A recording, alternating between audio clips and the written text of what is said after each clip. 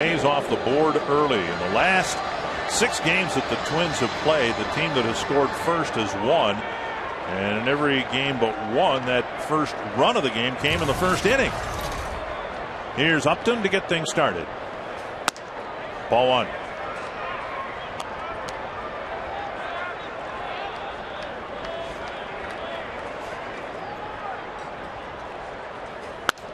And foul back. Upton off to a slow start. Late in spring training, he had an injury to his left hand, and some people are wondering whether that might not still be bothering him. Still recovering from that left shoulder surgery too that he had over the winter. And fouled away. 1-2. Liriano's last start came at Fenway Park in Game 2 back on Wednesday of last week. He hooked up against Brad Penny. Ended up working only 4 innings, gave up 7 runs in a 7-3 loss to the Red Sox. 1-2 to B.J. Upton. Slider down and in. Now Upton, one of the few Rays hitters who's had some experience against Liriano, and it's been good for Upton. He's 3 for 3 in his career against Francisco Liriano. That's nubbed up the line foul. Liriano against the Rays. He faced the Rays here, but you have to go back to 2006 when he beat Scott Kashmir 8-1. He went the longest outing of his career so far, 8 2/3 innings. And then he faced the Rays in St. Pete last year and beat the Rays 4-1. Fastball got him looking. And a good start to the ball game for Liriano.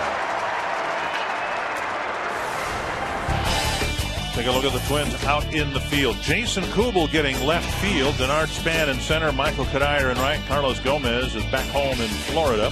Joe Creedy, Nick Punto, and Alexi Casilla. Brian Busher getting the start at first base. Don't fret, Twins fans. Justin Morneau is the designated hitter with Morales doing the catching. Carl Crawford takes inside, ball 1.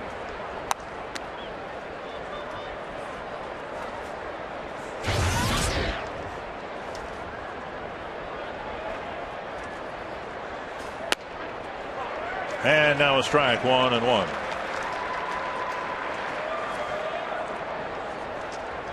In Liriano's first inning of his last start, he had a 1-2-3 inning and struck out a couple of batters along the way. Ground ball hit right at Casilla, 2 away. Well, the numbers on Liriano, the high ERA, but again, you give up 7 runs in 4 innings like he did last time. That ERA early in the season will be high. But, 17 strikeouts in 21 2/3 innings with the 9 walks. He did walk 4 batters in his last outing. And 3 of those 4 walkers and a hit batter all scored for the Red Sox against Liriano. Here's Evan Longoria. Remember last night, Scott Baker retired the first 2 batters. Looked like he was on the verge of having a 1-2-3 inning, and then Longoria hit his ball right down the left field line, and before Baker could get the 3rd out, the Rays had scored a couple of runs. In the dirt, 1-1.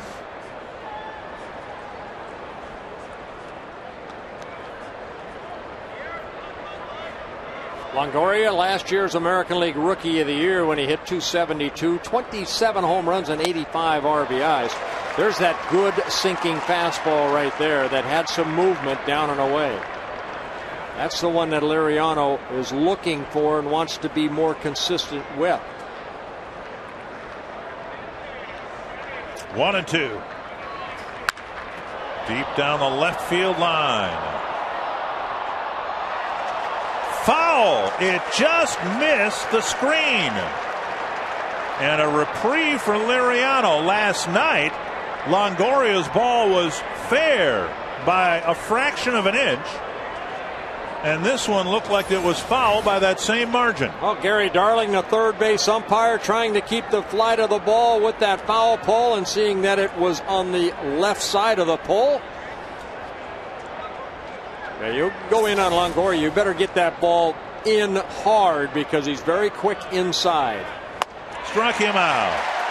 Well, we said last night this can be a game of inches. It was last night in the Rays' favor. Maybe a good omen for the Twins here in the top of the first.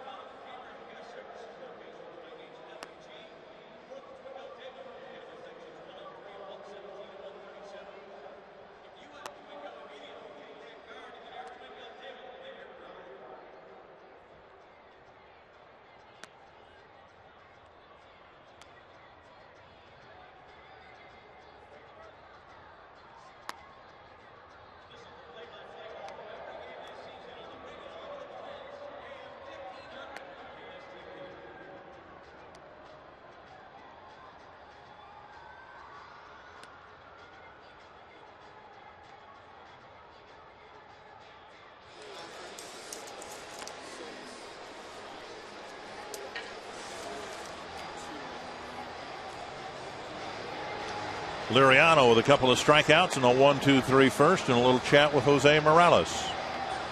The Menards batting order for the Twins. See if they can score first tonight. Denard Span in the leadoff spot. Alexi Casilla batting second. Justin Morneau, Jason Kubel. Joe Creedy homered last night. Michael Cadairo hit behind him. Then Brian Busher, Jose Morales, and Nick Punto. And the scouting report on James Shields making his 5th start of the year. He's been the ace for the Rays over the last couple of years. 14-game winner last year. Last 2 years, over 200 innings pitched. But he has struggled against the Twins. The 6.26 career ERA against the Twins, making his 5th career start, the highest against any American League opponent. Fastball and a strike to Denard Span. In particular, he's had a tough time here. 2 prior starts here at the Dome and 2 of his shorter starts in his young major league career.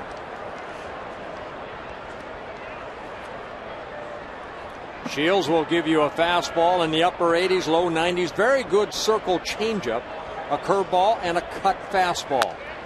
Fouled back by Span, and it's 0-2. Well, making his 3rd appearance here as a starter. You can see the high 7.71 earned run average for James Shields. Total of 9 1/3 innings in the 2 starts. 16 hits allowed, 8 earned runs. Span bounces it down the line, foul. Ball like that, you figure if it were fair, Pena would have grabbed it. Gold Glove winner at first base last year in the American League.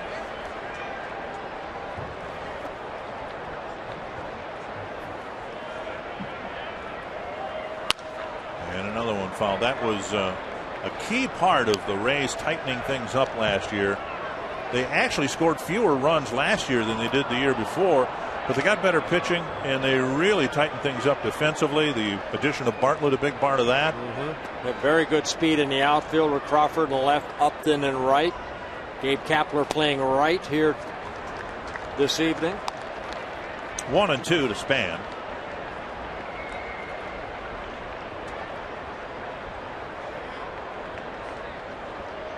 Span, Casilla, and Morneau here in the Twins first. 2-2. Well, this has been just the prototypical Denard Span leadoff at bat here. He fell behind 0-2, fouled off a couple of pitches, now has taken a couple of pitches, and he's doing here, regardless of the outcome of this at bat, exactly what you want your leadoff guy to do. Full count. And this will be the 8th pitch of the opening at bat for James Shields. And Casilla waiting his chance on deck.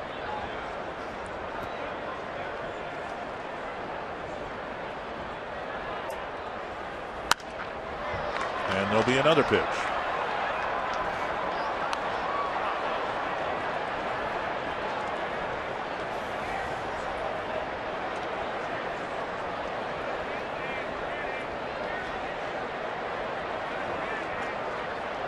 Span and Shields in a long battle here in the first inning. And he walked him. Had him 0-2, and Span, flicking a few pitches away for foul balls, ends up at first with a walk. The Northland Ford defense for the Rays, very fleet outfield with Crawford, Upton, and to a lesser extent Kapler in right, Longoria, Bartlett, Iwamura, and Pena around the infield, and Navarro doing the catching. Saw the Twins do some running last night, stealing some bases. Yeah, let's see if Casillas asked to bunt right here. Get the Twins on the board first.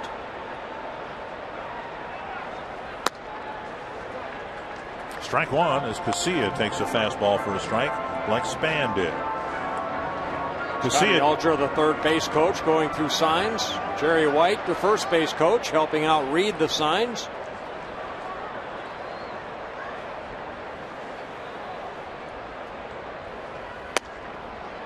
Missing the inside corner, 1-1.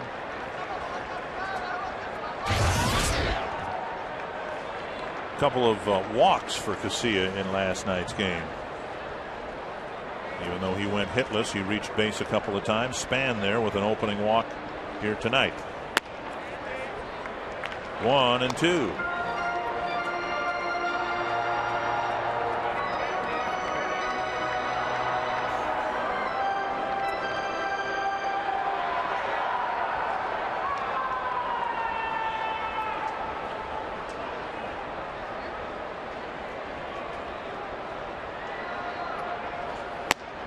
Just off the outside corner.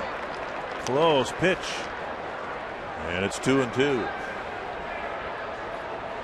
Shields known for his control. Last year, 215 innings pitched, only 40 walks with 160 strikeouts. And Casilla on an off-speed pitch. Strikes out, 1-1. That's a good changeup by Shields. Had Casilla way out front. Good control of the fastball, and then he throws that circle changeup, and Casilla way out front. You see a little movement at the end of that pitch. And now Morneau. Justin, the designated hitter for the Twins. When Shields pitched last against the Mariners in Seattle, he pitched a great ball game. Ichiro reached him for a home run on the second pitch of the game, and it was the only run of the game. He ended up a hard luck loser, 1-0 to the Mariners. Now he's trying to pitch around a leadoff walk to Span. Close, but Span gets back.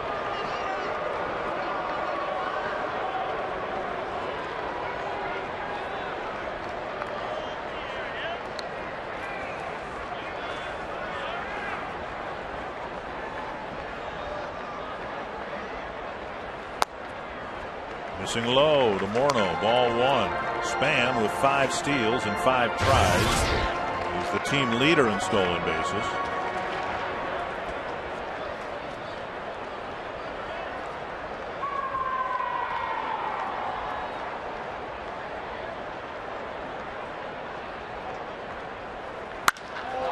To left center field and deep. Crawford back. Leaps. Gone! A home run for Morneau.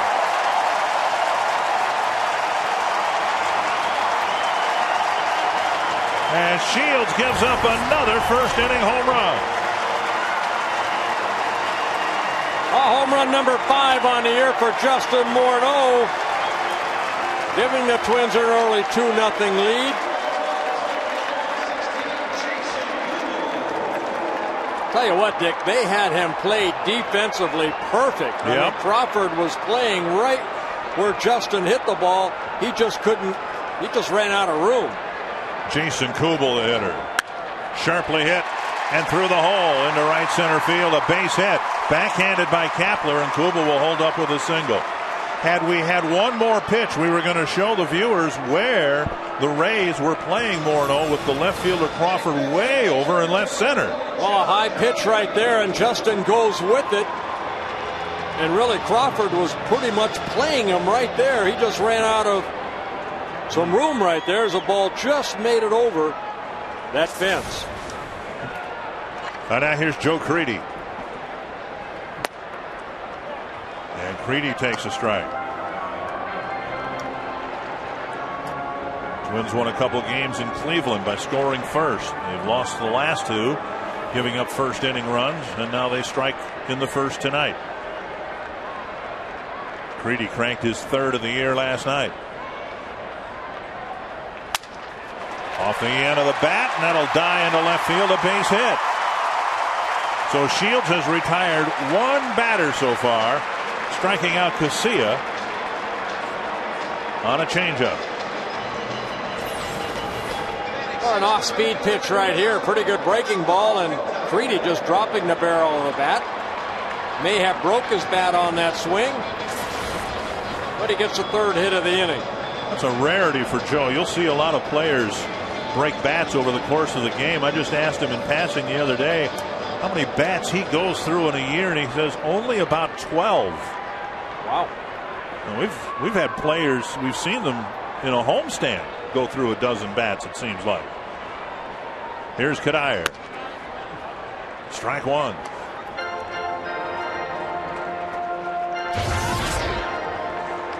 Shields, for his part, has delivered strike one and gotten ahead of hitters throughout this inning. And he still only retired the one man.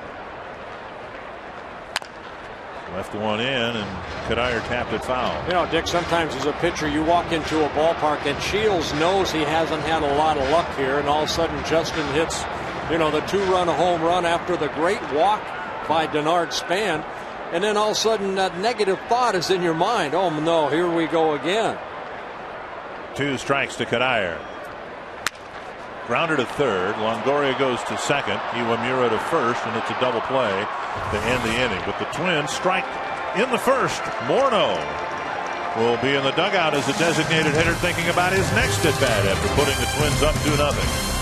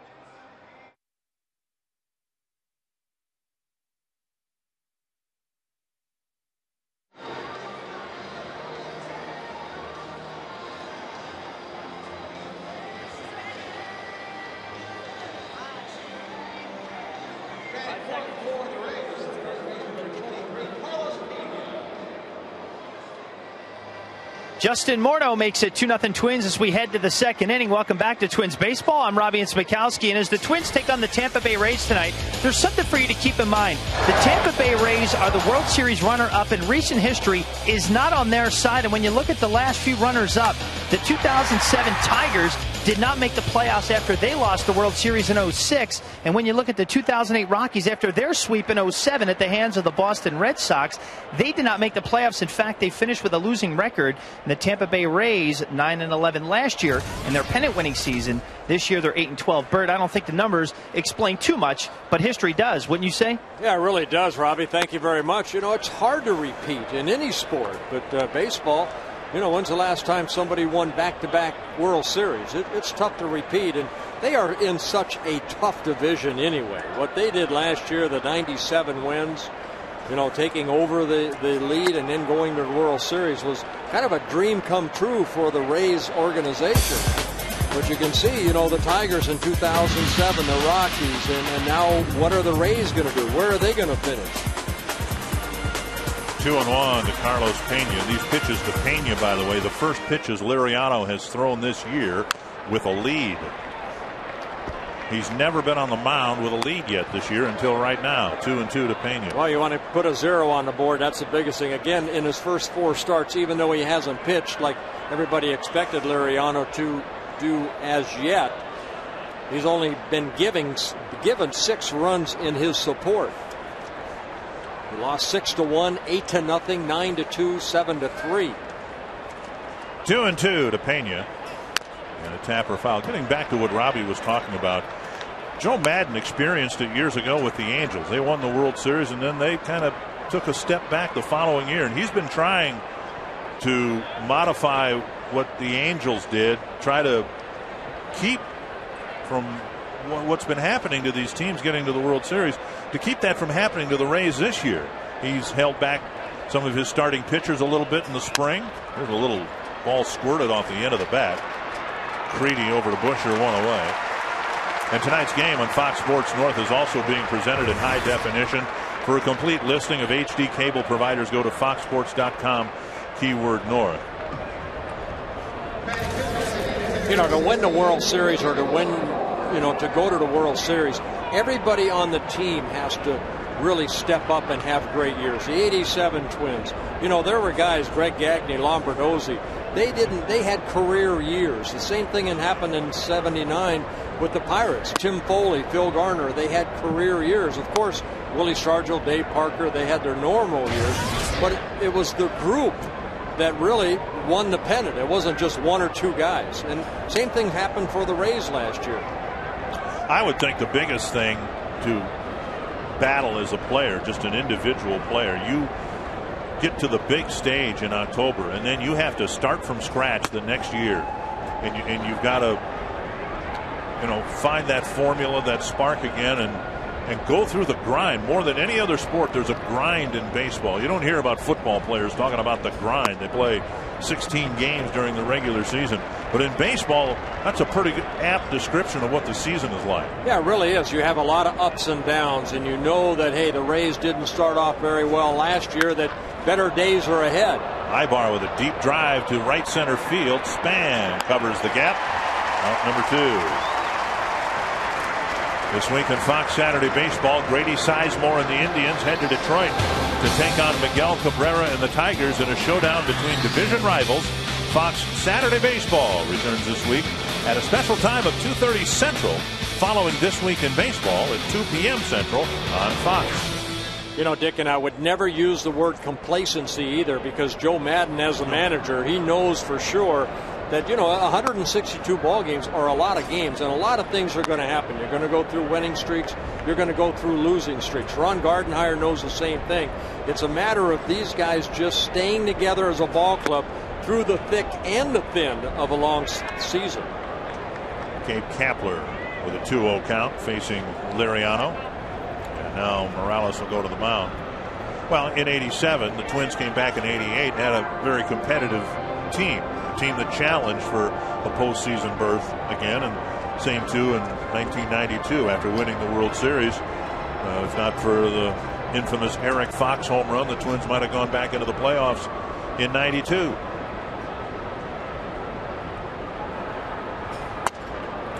Three and 0, and this is where things started to get a little wobbly for Liriano against the Red Sox. He was going along pretty good, and then he started walking some guys and hitting some guys, and the Red Sox made him pay for it. 3-1. And you know what, Dick? These games in April are just as important as the games in late September. You want to get off to a good start. You want to look back and say, boy, we lost, the division. There's a line drive. Span's going to get in front of it and keep Kapler to a base hit. No, he's going to go for 2. And Span kind of spiked his throw a little bit. Kapler with a very smart base running play with 2 out, trying for the extra base. And Span did not come up with his strongest throw. Well, that's a great effort right here by Kapler, because when he hit this ball right out of the box, he's hustling. He knows that Span has a long way to go. He knows it's going to take a perfect throw to get him. That ball short hops, but a good hustle double right there by Kapler. And you need veterans like this when you got a lot of young guys on a ball club like the Rays do. Very, very good hustle by Kapler. His 6th double of the year. And now Deanna Navarro will hit with a runner at second and 2 away. Strike 1. Well, Kapler was out of his playing career for a year. He was managing. And he probably told some of his players, hey, look, in a situation like that, hustle out of the box, go for the extra base. And now here he is years later putting it in practice himself again. High, 1-1. Dick, sometimes when you're out of the game, you look back and say, boy, what would I have done differently? And Kapler, he got into coaching. He's going batting practice, starting to feel pretty good. He says, I want to try to get back into the game. And he did. He was with the Brewers last year when he missed all of 2007, and now signed with the Rays. Good changeup right there by Liriano. 1-2. Kapler, a veteran, he saw that Span had to go a long way for that. Being a left-handed thrower, Span would really have to turn around, stop himself, and then make a good throw. So very, very good hustle, good baseball play by Gabe Kapler. And now to short center. Span hustling in. He gets there to end the inning. The 2-out double does no damage. And Liriano has his 2-0 lead.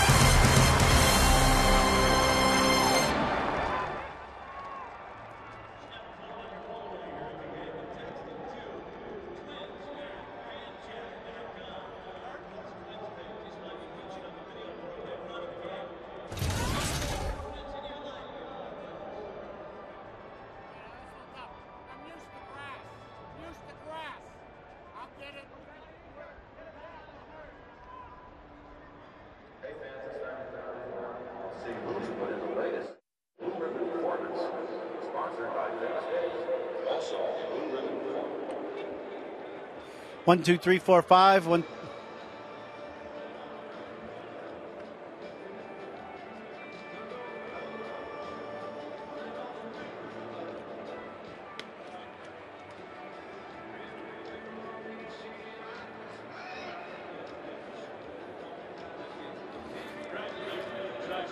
The cameraman that I'm looking at, can you tell him to tell George Hendricks hi? Seriously.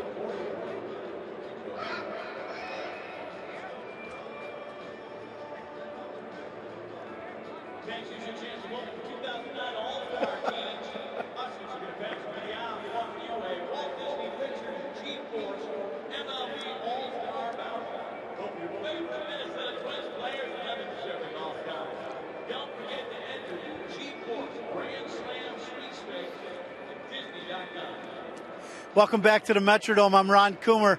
And so far, the Minnesota Twins have gotten off to a very good start. It's no wonder the last 4 starts by Shields in spring training, all against the Minnesota Twins.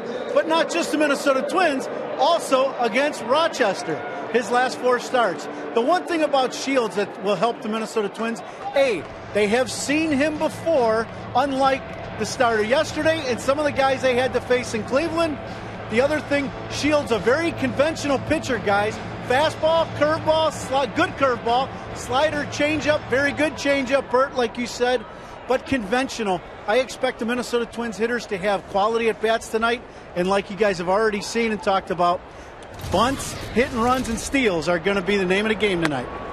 And we'd like to compliment you, Ron, for having the wherewithal to pick Justin Morneau in the pick the stick contest. That was a real gutsy call. That's why I get the big bucks, boys. That's right. You felt it, didn't you, Coomdog? Brian Busher, the hitter. It's 1-1. Busher getting the start at first base with Morneau getting a bit of a break off the field in the DH spot. Swing and a miss, and it's 1-2. When Ron Gardenhire said of Busher the last road trip that he'll get in a game here in this Tampa series, I think a lot of people thought, at least I thought, it would be at third base, giving Joe Creedy a break. But instead, Busher gets the assignment at first base, where he spent at least half the time during spring training taking ground balls and working on his footwork. Well, that's what Brian Busher did in spring training. He wants to stay with the ball club. He can play third. He's also worked very hard at first base. Jason Kubel in left field. Yeah, there's a base hit right there, rewarding Brian Busher for his hard work. Well, we hope you picked Brian Busher. I picked Brian Busher, but of course I was the next to last pick. Here's the scoring rules, and we hope you fans are enjoying, perhaps playing along. And you know, it's not really the standings that are important. It's just kind of fun to play. It doesn't matter who's leading, who's third, who's last. Only because we're last. Only that's because why. we're on the bottom of the bracket. But it is kind of fun to see who's doing well, and we rotate the picks so everybody gets a fair crack. Called strike to Jose Morales.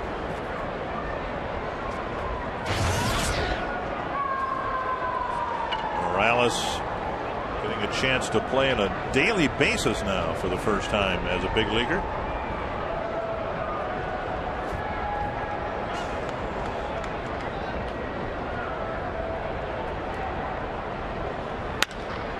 Lifted to left. Crawford toward the line makes the catch. One away. For more information on group tickets, here's Twins closer Joe Nathan. Twins baseball is a great place to close a deal. As a form of business entertainment, it's always exciting and very affordable, especially in this economy. Call our ticket office today and let us help you close your next deal. Thanks for your support. Thank you very much, Joe Nathan. Here's my pick to stick right here, Nick Punto. Okay. And like just about everybody in front of him, he takes strike one.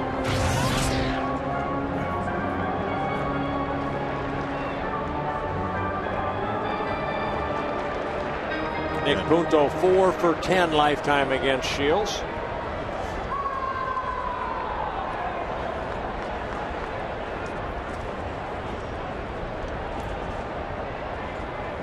In the dirt, dug out by Navarro. 1-1. See, when we play pick to stick, I mean, Ron Coomer picked Justin Morneau, hoping that he would go deep. And sometimes, you know, I picked last today. I looked at Nick Punto and said, okay, well, you're not going to hit a home run, but I want you to do is get a couple hits. You know, 2 or 3 hits, score a couple runs, steal a base. 1-1 to Punto. Runner goes, and Punto tried to hit it behind the shortstop and flipped it foul. 1-2. Well, they tried a little hit and run right there. Punto fouling it off. It was Jason Bartlett, the shortstop, that came over to cover the bag. So that left a big hole there where Nick Punto, I think, was trying to shoot that ball through. See the defensive alignment playing Nick Punto pretty straight up. Outfielders not playing very deep.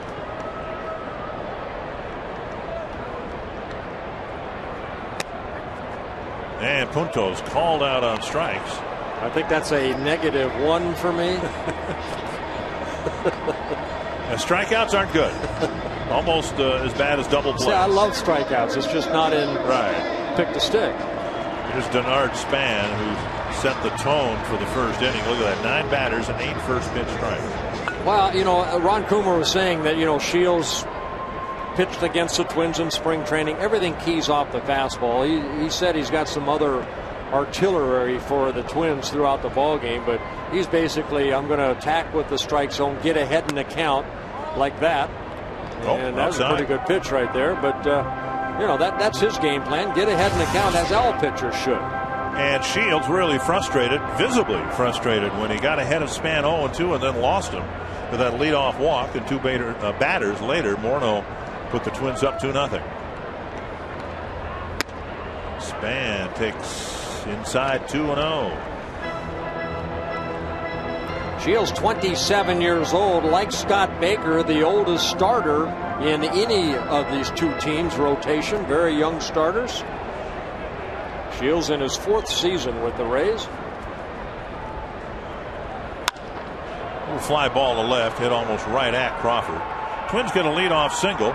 Shields gets the next 3 batters. It's still 2-0 Twins.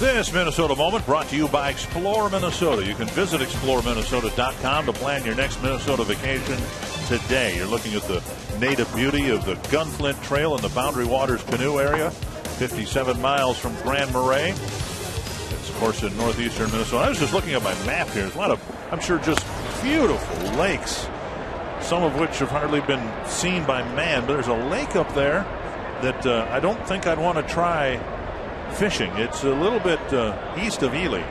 Lake Disappointment.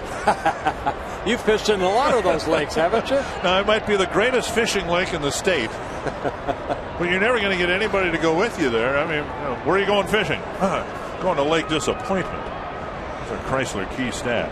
Yeah, Jason Bartlett with 2 strikes on him, hitting very good, hitting .321. Bartlett a couple of hits in last night's ball game. An RBI single in the 5th, and then his 3rd home run of the year coming in the 9th.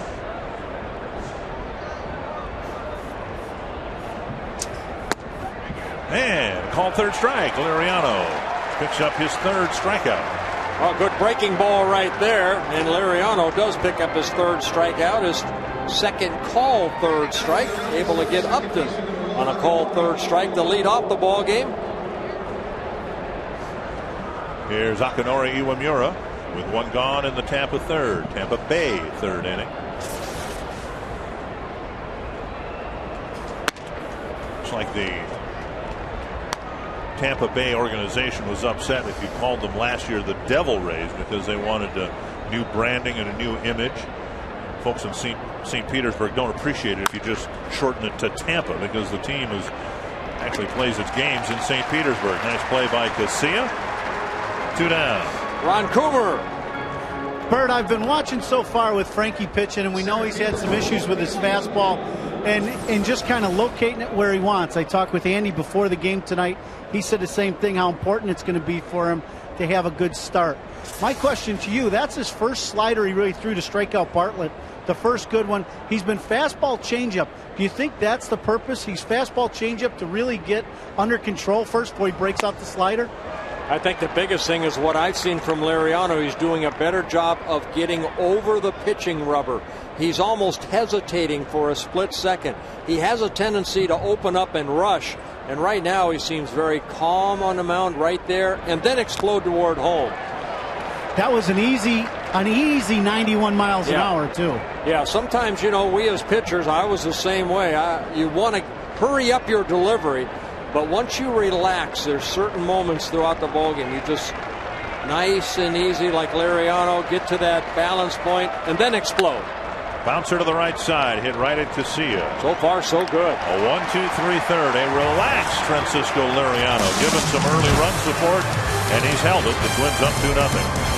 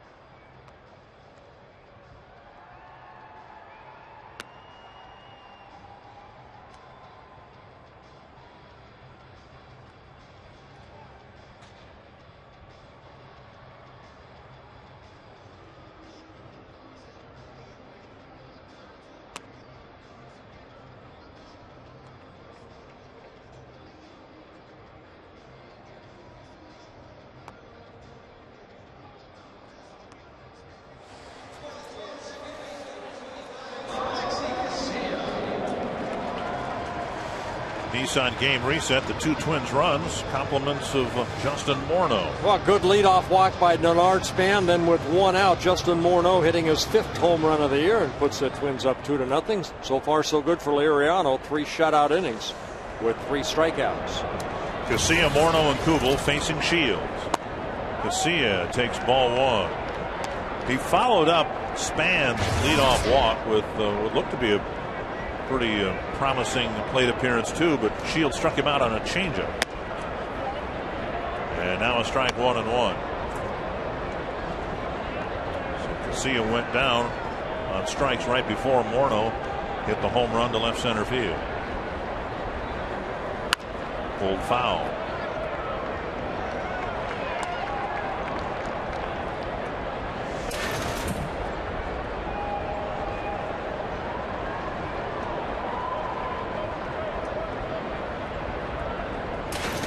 Two-strike bunt, and he fouled it, and that'll be a strikeout. I think he fouled it, didn't he?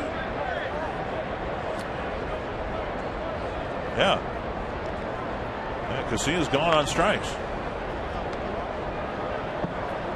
A little confusion between Navarro and the home plate umpire as to what the count was, but Casilla tried to bunt with 2 strikes. Yeah, maybe looking fastball. Instead, it's a breaking ball. And just trying to put the ball in play. Ends up bunting it foul. For Shields, he'll be credited with a strikeout. His 3rd of the ball game. And Morneau slaps it on the ground hard to Longoria. High throw, and Pena is able to bring it back down to the bag. 2 down. Morneau has seen all these first pitch strikes and tried to jump on one, but he hit it sharply on the ground to Longoria. Yeah, I got a note here to say hello to Bill Burmester, who's in the hospital recovering. He's a longtime Twins fan. Bill, best wishes and get well soon. Here's Kubel taking up high. Kubel spanked a single to right center field. First inning. Got as far as second base before Kadire wrapped into an inning-ending double play ball. 2-0. Indians have come back on the Red Sox in the third inning. It's 7-7 at Progressive Field, trying to break the Red Sox 11-game winning streak. 3-0. White Sox won a game this afternoon. Mariners are leading the nightcap at U.S. Cellular Field. 3-0 to Kubel. Of course, he's green lighted, and he hits a ground ball to Iwamura, who throws to Pena to end the inning. And Shields has his first 1-2-3 inning.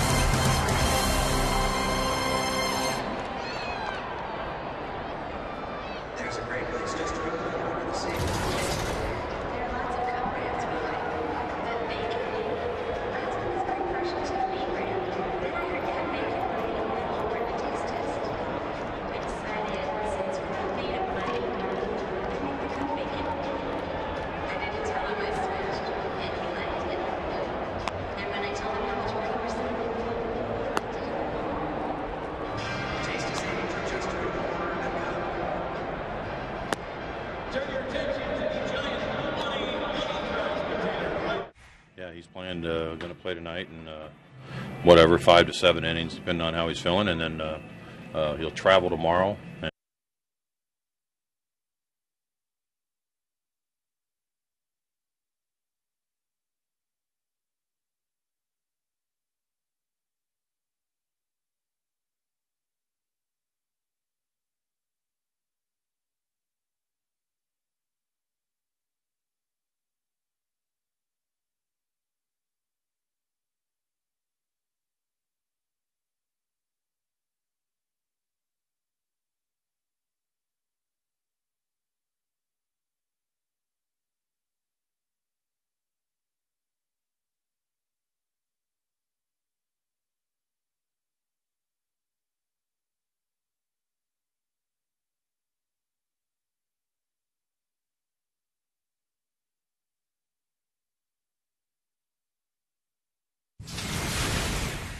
Yeah, he's going to play tonight, and whatever, 5 to 7 innings, depending on how he's feeling, and then he'll travel tomorrow, and then have Thursday off, and join us Friday.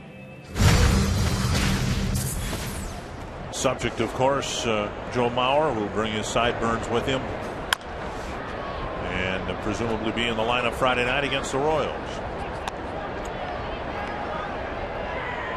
1-1 to Carl Crawford.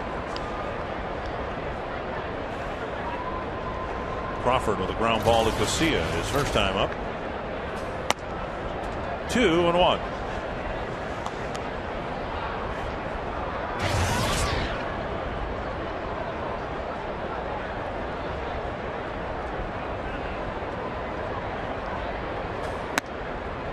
Three and one with Longoria on deck. This is the guy right here you do not want to walk. You want to make him earn his way on right here. Liriano, no walks in the ball game so far.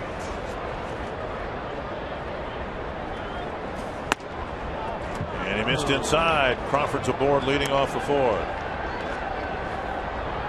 Wednesday nights are still about the hot dogs again in 2009. And you can come out tomorrow for Hormel $1 a dog night presented by Country Hearth. Hormel dogs for $1 a piece while supplies last. Limit 2 per customer. Come see the Twins and Rays. Call 800-33-TWINS or visit twinsbaseball.com. So Crawford and his speed aboard at first. And here's Longoria. And Liriano misses with his first offering, and he'll get a chat from his catcher. You know, a couple times that Morales has walked out to Liriano just to keep him focused, keep him pumped up. Good sign right there by a young catcher. Look at our Firestone leaderboard.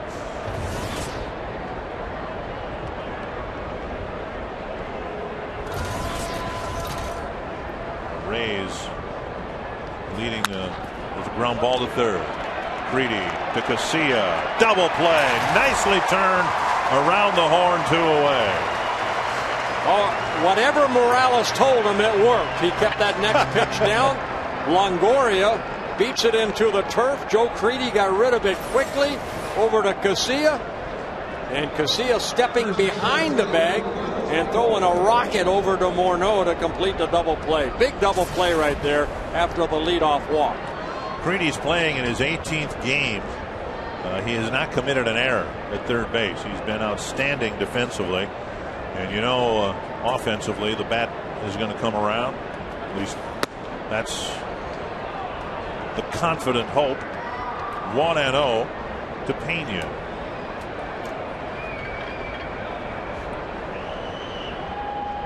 Pena hit a ground ball to Creedy his first time up. Hit it right off the end of the bat. That was a good fastball right there by Liriano. Fastball in that just missed.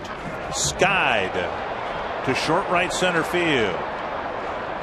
And Casilla wobbles a little bit, makes the catch. Crawford draws a leadoff walk, but Liriano faces just 3 men in the inning.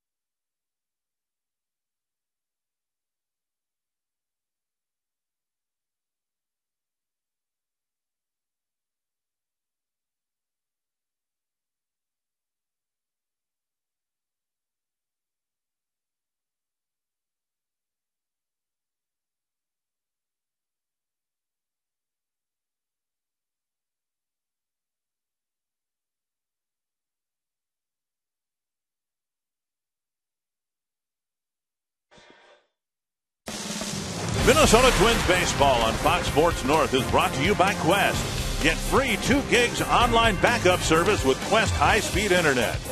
By Grand Casino Mille Lacs and Grand Casino Hinckley. Expect grand.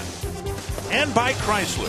From power and efficiency to innovation and style, it's the way our vehicles come together that sets us apart. Chrysler. Joe Creedy taking ball 1 from James Shields. And now the next pitch, a soft line drive, spinning its way out to Iwamura, 1 away. Creedy hit that ball right off the end of the bat. He got a broken bat single his first time up. And that one almost had a little counter spin, it looked like, all the way out to second base. So 1 down in the 4th. The Twins haven't been able to do much against Shields since that first inning.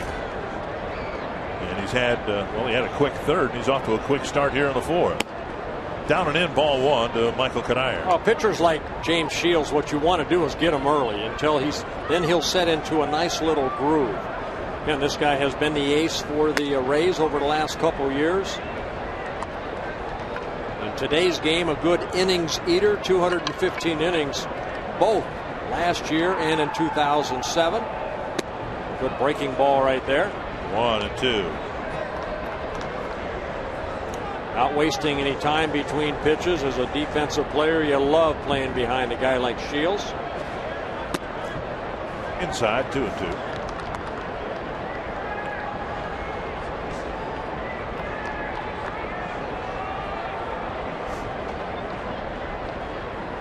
Curveball bounced up the middle of base hit. He threw, I think, 3 straight breaking balls to Kanire. And Michael hit the 3rd one up the middle for a base hit. You can ask us a question online if you'd like. Go to carsoup.com/baseball. Jacob Kuhlman from Faribault, Minnesota, just south of the Twin Cities here, wondering whether we think Trevor Plouffe will make it to the big leagues this season.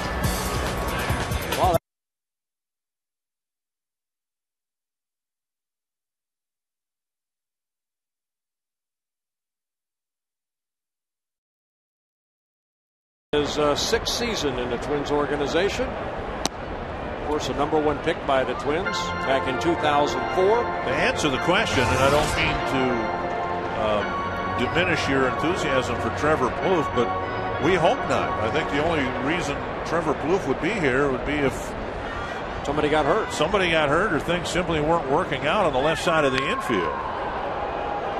Plouffe, in spring training at least, was seen more at short than third base. And I think the Twins are certainly hopeful that Nick Punto at short, Joe Creedy, Brian Busher at third will anchor the left side of the infield. 1 strike to Busher. 2 strikes. Busher got a 2-strike single against Shields leading off the second inning.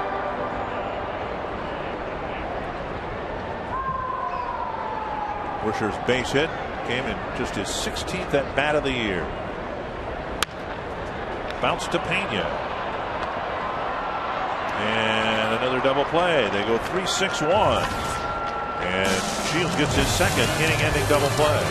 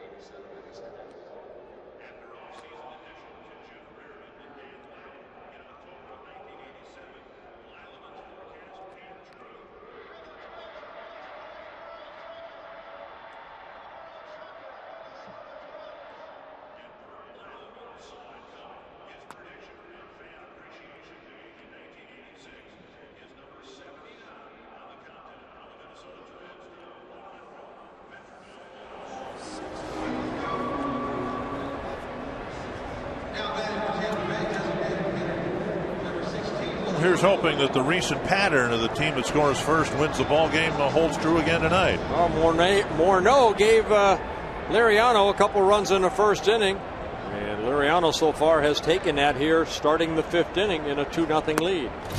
Grand Casino game reset with the Twins up 2-0, and Liriano delivering strike 1 to Willie Ibar. Ibar gave Kapler and Deanna Navarro to face Liriano here in the 5th.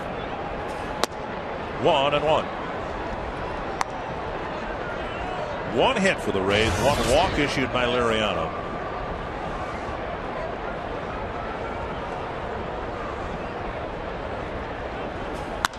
That's deep to the left field corner.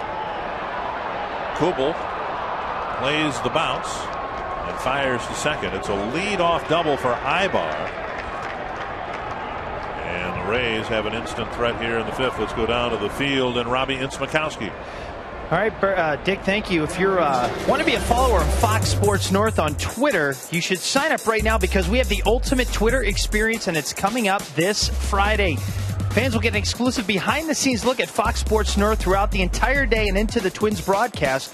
Go to twitter.com/FSNorth to start following us now. We'll give you updates the whole day, especially on Friday. It's a great day to have the all-day experience with Fox Sports North because should be the return of the defending batting champion in the American League, Joe Mauer. So follow us, twitter.com/FSNorth. Dick? Now, Robbie, I know you're really excited, so it's safe to say that you're a Twitter about Twitter, right? And you start twitting, right? I have not yet, no. Well, you haven't. Bert, it's tweeting, Bert. Tweeting. Oh, tweeting. You got that? Tweet. tweeting. Let's get the lingo right, Dick. You get the lingo right, don't you? You have something called a Twitter account. Within that, you tweet. Yes. Is that right? And we spend time on the bus leaving Cleveland on Sunday. Dick, I've tweeted many times, but trying to get you guys on board with what's going on, catch you up to date. I know you guys are a little bit old school, but for the young bucks like me. But what you don't know is at home, I've still got a black and white TV with rabbit ears. So does that still work? For him, for another couple weeks, I think. Yes. Did Robbie say old or old school? Oh, yes. Now you jump in, Ron Coomer. Mr. High Tech. What are you himself. smoking up there, Blyleven? You're never going to tweet. Bert, did you ever think you would tweet ever in your life? I haven't yet, and I don't look forward to it. You do send text messages. That yes, I do. I do that. I do that. Well, here's Kapler, who took that extra base with his base hit in the second inning, and another fundamentally sound play by the veteran, just punching the ball with 2 strikes to Casilla and advancing the runner. That's a good at-bat right there. There again, the veteran. We saw Kapler hustle for a double in the second, and right there giving himself up and moving Ibar from second to third. Very good at-bat. Now Deanna Navarro with a runner at third, 1 away. Middle infield is back, and the corner infielders will play even with the bases. And Liriano, who picked up a couple of strikeouts in the first and 1 in the third, could use one here in the fifth.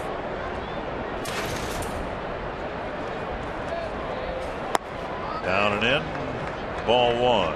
Navarro with 14 strikeouts in 65 at bats.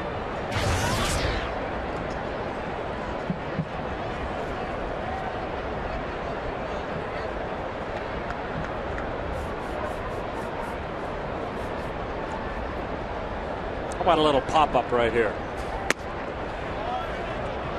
2-0.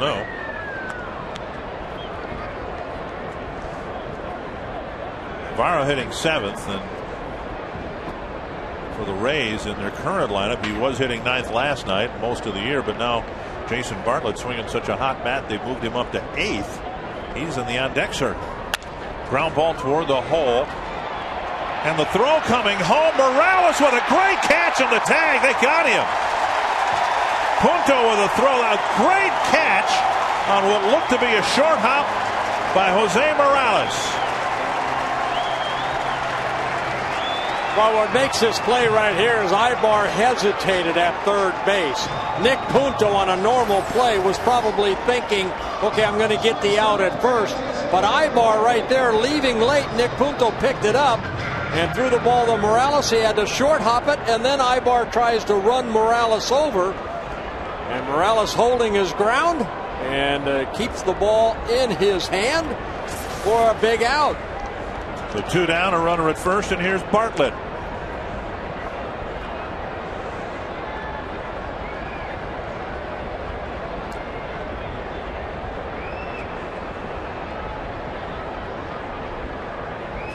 The only thing I could think, Bert, is Ibar and maybe Ron Coomer, if he's down there by the Twins dugout, could see too, wondering whether Creedy wasn't going to cut that ball off. Maybe from the angle he was at third base, it looked like a ball the third baseman might have gotten to. Well, I think what that is, Dick, is that's just a mental mistake.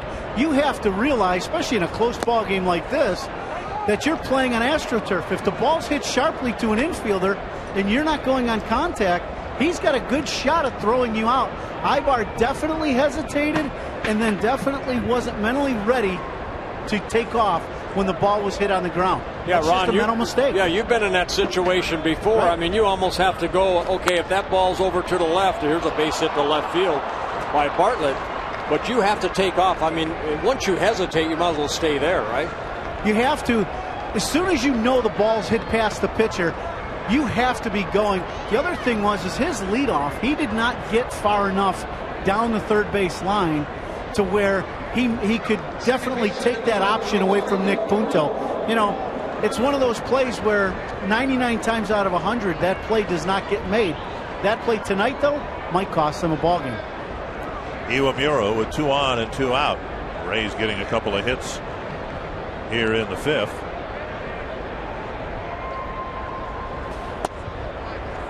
Down and away, ball 1. And Morales with another trip to the mound. It won't do anything for the pace of this game, but you know, Morales may be doing the right thing here. He hasn't caught Liriano a whole lot. And in a key spot like this, you want to make sure, don't you? Well, we don't need a double play right here, but the last time Morales walked out was with Longoria, and he got the 5-4-3 double play. A lot of times, you know, the catcher, again, you become the second pitching coach. You see little things. Is he flying open? Stay back. Keep that right shoulder in, Liriano, because when he flies open with that right shoulder, it flattens out that baseball. Ground ball. Casilla has it, sets, and fires. Very Aiming good. over. A leadoff just double. going to walk out there every time. A leadoff double, a follow-up single later in the inning, but no damage done.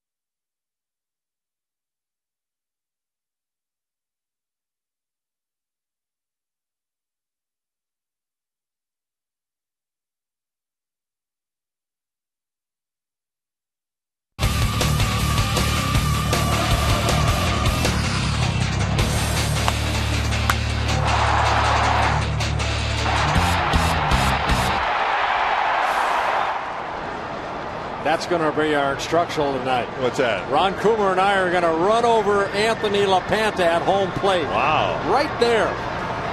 Ron Coomer, Robbie Hintz-Makowski, Bert Blyleven, Dick Bramer, all watching Francisco Liriano so far throw 5 shutout innings. Bert, who gets to go first? You do. You won't have anything left. You'll be scraping them from the on-deck circle. Here's Jose Morales leading off the 5th. And to the left field corner, but foul. 1 strike. Well, see if the Twins can tack on some runs now against Shields. He's been tough. He's given up a couple of hits. But the Twins put together a walk and 3 hits, including the Morneau home run in the first inning. Well, this guy's an innings eater. Again, in his last start, Dick, you mentioned his second pitch of the ball game. Ishiro took him deep. He ended up losing that ball game 1-0. There's a bunt, and Longoria is going to have to wait and hope it goes foul. So the Twins catcher gets a rare bunt single. You know, Longoria was playing back very, very good baseball right there. Morales getting a pitch that he just wants to drop down that third baseline. Longoria has been playing in, of course, for Span and Casilla and Punto, but right there, Longoria comes in. He has to almost ladder roll, and it stays fair because he had no shot at first base.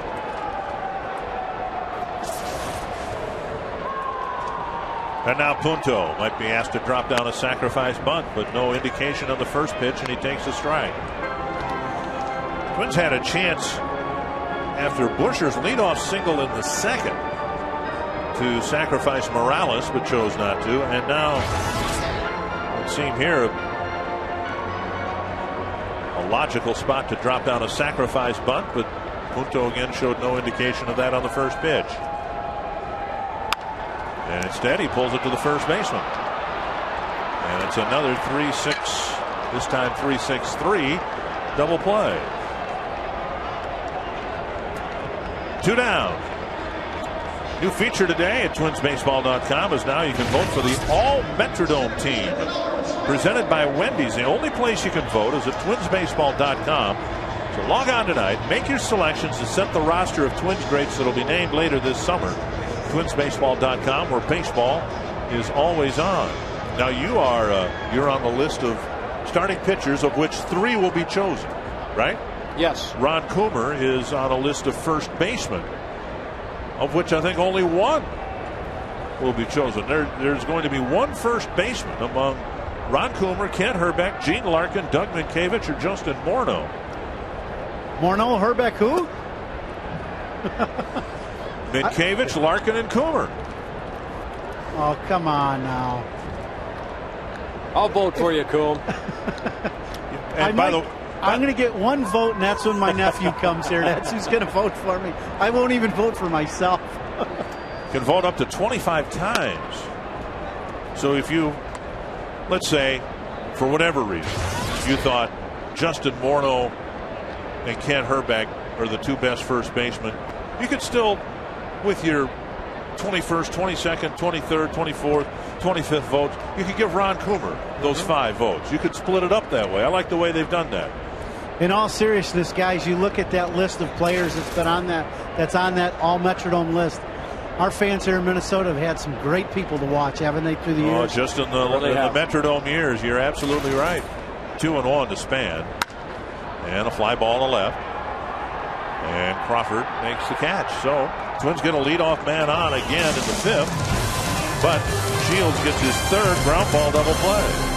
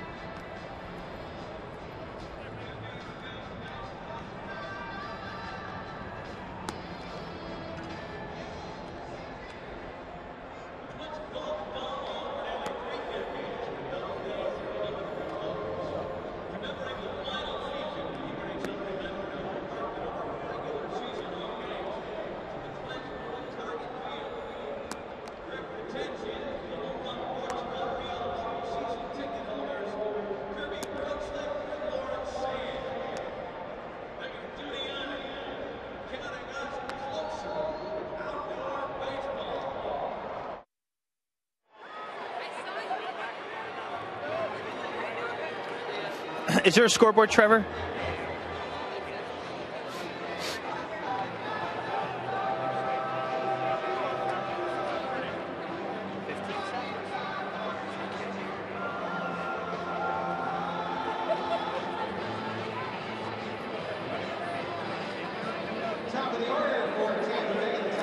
As we head to the 6th inning, it's 2-0 Twins. Welcome back. I'm Robbie Smikowski in the Minnesota State Lottery Winner's Circle with Deb from Alexandria. It's Deb's birthday tonight, Burt Bly11, and she gets $100 in Minnesota State Lottery scratch-off tickets. A couple Twins tickets coming your way, Deb, and your birthday is tonight. Happy birthday to you. You know how many days till Burt Bly11's birthday? Because he's a big birthday guy. I would say 320. No, 343. Thank you for asking. Bert says 343, but thanks for asking. Now, do you know how old? Happy birthday, Bert. Happy birthday in advance, or happy belated. And you know how old Bert is? 29. 29. This is Deb's 28th birthday. No, you're way off, Deb. But thanks anyways. Congratulations to Deb. You've made her night, Burt Bly11, by circling her in the Minnesota State Lottery Winner's Circle. Well, now we're on birthdays. You see Upton right there facing Lariano. Debbie Campbell, the mother of Dustin Morse, celebrating her birthday. She's at home watching with the grandkids. So Debbie Campbell, happy 29th birthday. Dustin Morse, the manager of baseball communications with the Twins. 3-1. Lariano, who gave up a leadoff walk in the 4th, a leadoff double in the 5th, certainly doesn't want to put Upton and his speed aboard starting the 6th. But he walked him. So the third inning in a row now where the Rays have gotten their leadoff man on. And Upton is at first for Crawford. Our Aflac trivia question with a look at the Tampa Bay Ray bench. Which two teammates hold the American League record with 13 combined home runs in a single postseason.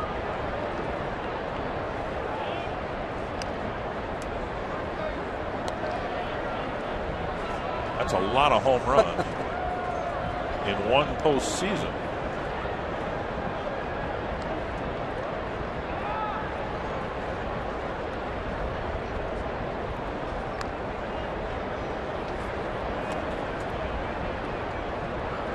There have been a pair of Phillies in last year's World Series.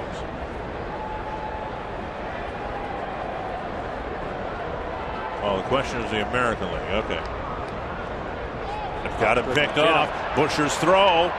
Safe at second. He's that fast. So a steal of second, even though he was picked off first. Yeah, Upton with that low average has not had a lot of opportunities, but you know, right there on first movement took off. And you're right, Dick, his speed stole that base. Fourth stolen base of the year for B.J. Upton. Slides directly into the bag and pops up. That's to left field. Kubel over, makes a nice catch and fires back to the infield. So there's a big first out, and Crawford, who was in position to advance the runner to third, does not on a line drive to left. Good jump right there by Jason Kubel going into the gap.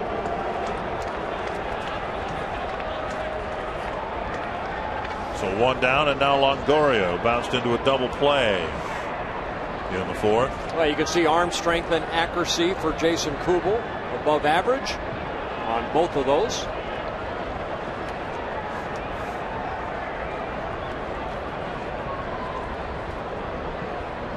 Longoria struck out in the first, wrapped into the double play started by Creedy in the fourth. And now Upton to third. Morales' throw.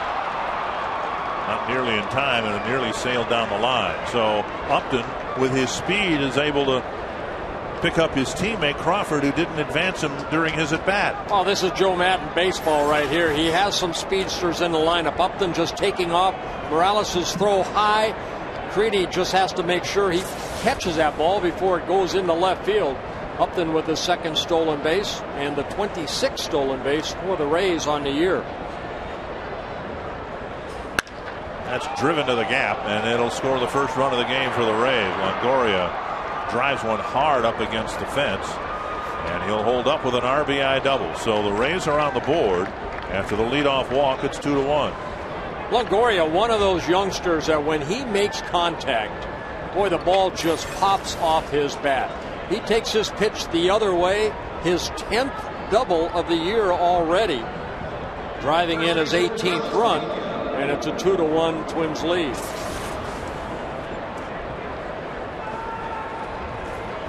And now Pena. So the leadoff walk comes up and bites Liriano right there. Longoria runs well, not the base stealing threat of Upton or Crawford, but he does have a steal, and Liriano needs to pay him some attention. Big swing and a miss by Pena. Pena proved last night twice he's a big, strong left-handed hitter, but he's also someone that can be struck out. He has not struck out yet against Liriano, and he strikes out about once every 3 times. And this is his third at bat. You can see where this is headed, we hope. 1 strike. Popped up, foul, and out of play. 2 strikes.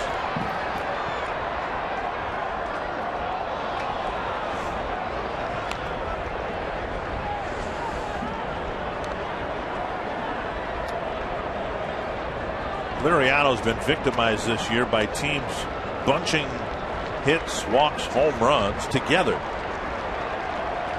Prior to this 6th inning, he'd escaped that. Rays had a chance in the 5th with a couple of hits, but they didn't score. But the leadoff walk has led to 1 run here in the 6th. Now trying to keep the damage to a minimum.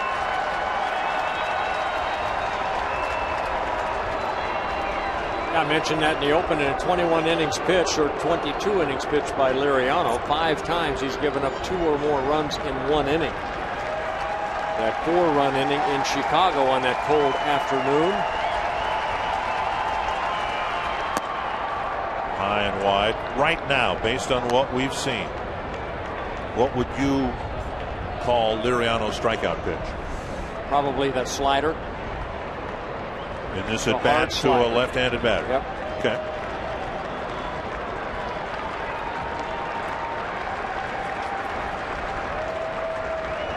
He has very tight rotation on that slider. And it's punched to left, landing safely in front of Kubel. And Pena dumps a single to left. And there are runners at 1st and 3rd with 1 away. Yeah, that looked like the fastball. Pretty good pitch right there. And Carlos Pena just went down and just went with it. So Pena gets his first hit of the ball game. Take a look at the pitch. That's a fastball, and he just kind of golfed this ball shortly into short left field. Good piece of hitting right there by Pena. Quick trip to the mound. First for Rick Anderson tonight, with the tying run at 3rd and 1 out.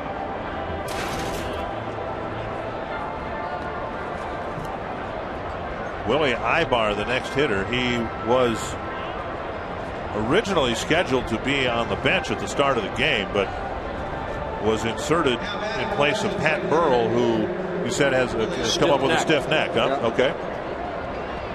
And Ibar with a fly ball to center, then a double leading off the 5th. He was thrown out at the plate by Punto last inning. There's Pat Burrell. Rays have turned 3 double plays. Twins have turned 1 so far tonight. Outside a ball.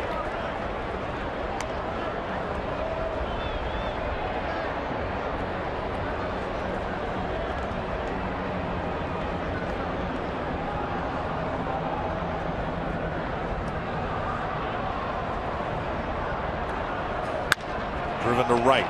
Kadire makes the catch, and he'll airmail the ball home.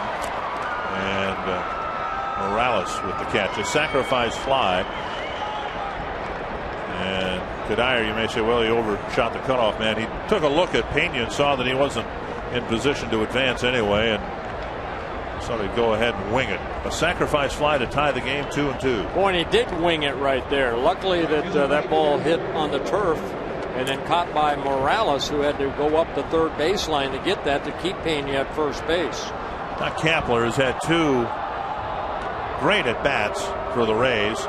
A 2-out base hit in the 2nd that he stretched into a double. And then with 2 strikes and Ibar at 2nd base, Kapler just stuck the bat out, pushed the ball to the right side, advancing the runner. He got Ibar to 3rd base, where he was later retired.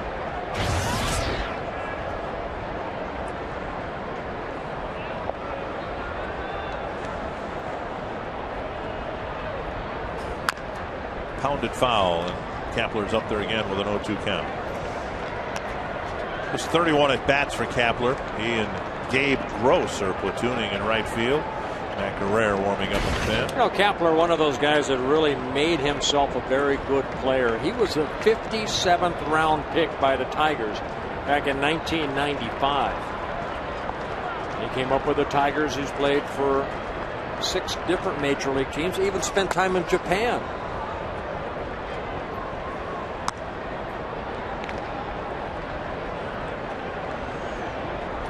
One and two.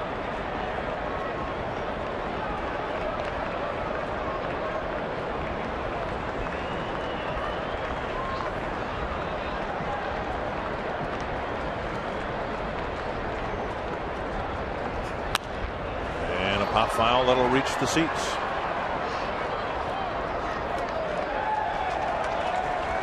The Rays got their leadoff man on in 3 straight innings, and they finally broke through after Upton's leadoff walk here in the 6th.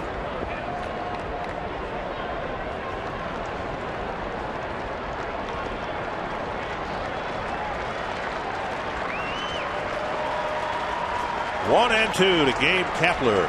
Runner goes. They've got him picked off. This time, Punto nearly had the ball go through the glove. Second time that Liriano picked off a runner, but Carlos Pena does not run as fast as B.J. Upton.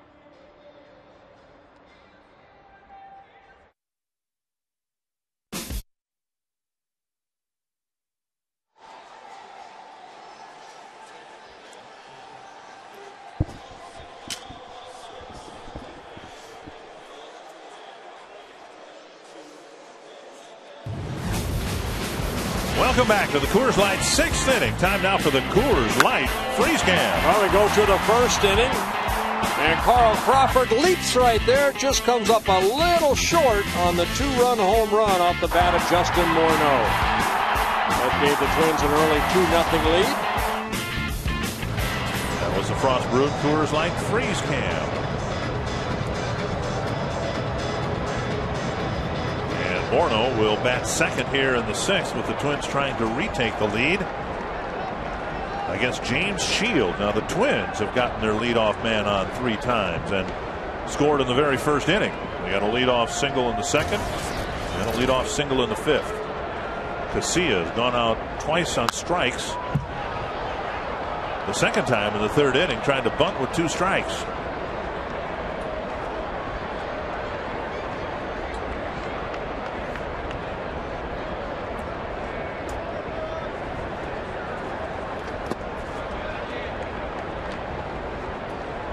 One and one.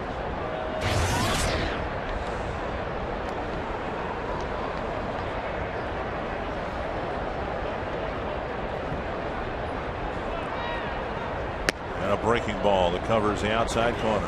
He missed with a curveball inside, came right back with it, and threw a better one for a strike.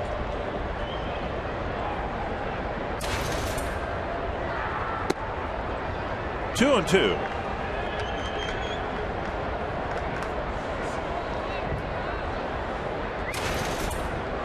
Last night, Twins hit a lot of pop-ups and short fly balls, hit a lot of ground balls tonight. And Casilla takes as it sails wide of the plate. 3 and 2. Casilla, Morneau, and Kubel. Shields does not want to walk Casilla right here. He's walked 1. That's into the right field corner and down for a hit. Extra bases for Alexi Casilla. A lead-off double.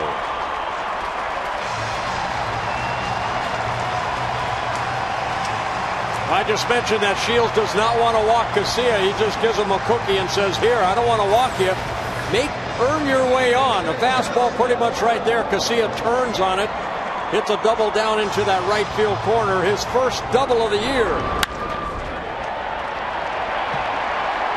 And Casilla rounding the bag, picking up third base coach Scotty Alger. Well, Scotty holds him at second. Here's Morneau. pulled foul over the camera well. Back in the first inning, Morneau hit a home run, and as Bert mentioned at the time, the Rays had him played perfectly. Look how far Crawford is playing into the left center field gap, and Morneau pretty much hit it right over his head for a home run.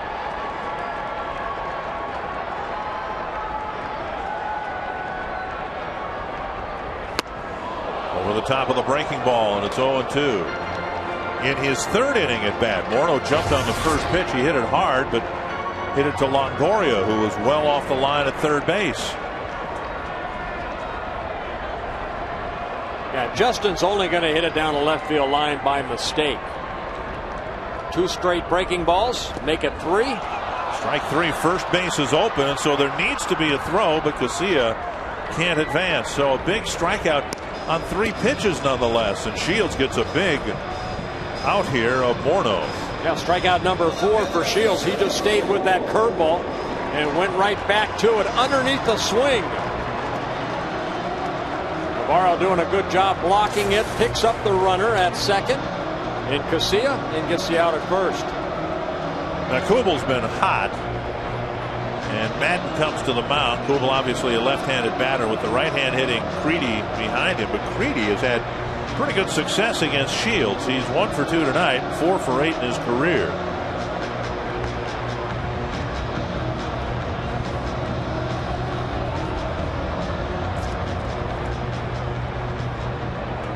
Kubal is 7 for 12 in his career.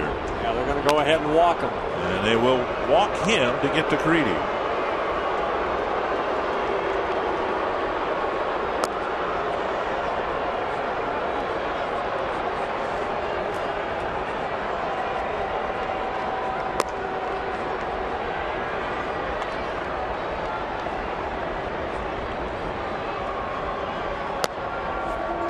So Kubal is intentionally passed, and Creedy comes to the plate. Hit a home run Saturday in Cleveland and won again last night. That's kind of been the pattern for Creedy in his career. Well, guys like Joe Creedy, I mean, they know how to hit home runs. They know when they're swinging the bat good, and hopefully in this at bat right here, Creedy can find that right contact to keep a string like that going. 4 hits, 8 at bats for Creedy against Shields. And a big at bat here. Creedy hasn't hit the ball sharply either time tonight, but one did fall into left field for a base hit. And a breaking ball, and Creedy spun it over the net.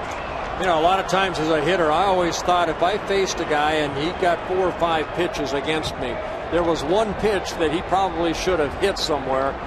Let's find out if that was the pitch right there that he should have clobbered off of Shields. A hanging breaking ball. Uemura dances towards second base. Shields steps off. 1 strike to Creedy.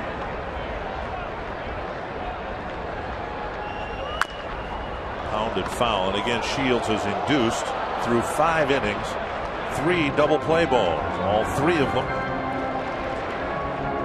well, 2 of them ended an inning. Cuddyer hit into 1 in the first inning. Busher in the 4th, and then Punto bounced into 1 for the first 2 outs of the 5th. 2 strikes to Creedy.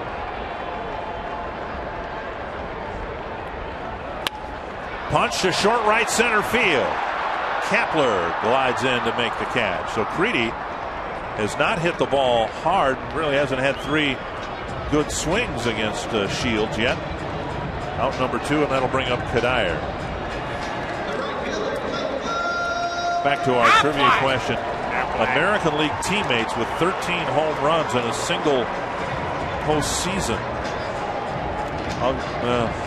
Konerko and Creedy. And it's Upton and Longoria. And the Tampa Bay Rays had to beat the Chicago White Sox in the playoffs. So in a way, they had to beat Paul Konerko and Joe Creedy. So another one in the win column for us. Yep. 1-0 to Cuddyer, and in the dirt, and blocked by Navarro. 2-0.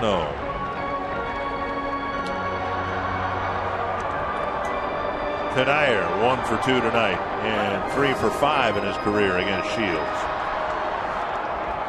Twins have just given or had the lead taken from them. They'd like to get it back here in their half of the sixth. On the right field line, a foul ball won't be caught. 2-1. It's been a slow start for Kadire. He'd love to connect here with an extra base hit to put the Twins back in front. And give Liriano another lead.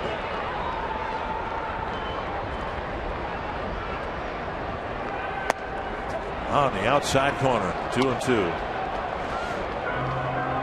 Well, Shields all about getting ahead in the count and then changing speeds. Good changeup right there to Kadire. 2-1 count. Drops a changeup on the outside corner.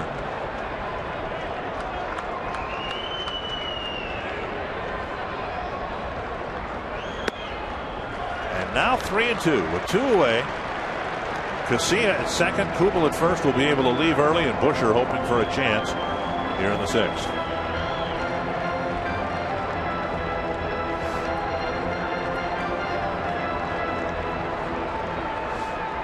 I'd be surprised if he throws him a fastball in this situation right here. Walked him, and they're loaded up for Busher. Well, he tried a fastball, but up and out of the strike zone.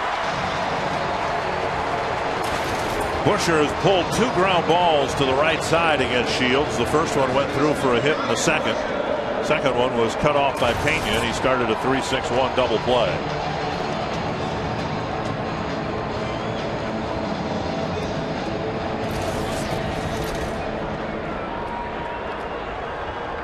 Bases full of Twins with 2 outs in the sixth. Inside with an off-speed pitch and got a foul tip. Yeah, that's that circle changeup. He has a lot of confidence in. 8 runs batted in and 10 bases loaded at bats. Hit him! That'll work! And the Twins retake the lead. That's a way to pick up an RBI. His second of the year for Brian Busher. Shields tried to go with a fastball inside. And Brian Busher says thank you very much. Shields very unhappy at himself. But the Twins take a 3-2 lead as Casilla scores. Boy, you've been in trouble since the opening double, and you're one good pitch away from getting out of the jam, and then that happens. And now Morales, who dropped down a bunt single his last time up.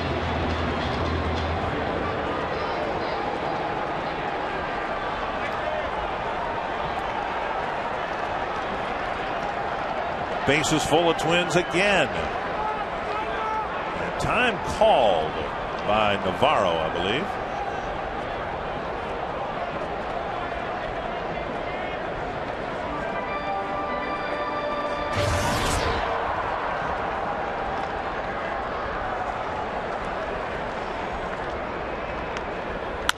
High chopper off the glove of the pitcher. Iwamura flips to first and ends the inning. Casilla starts the inning with a double. He comes in when the batter Busher is hit. The Twins are back in front.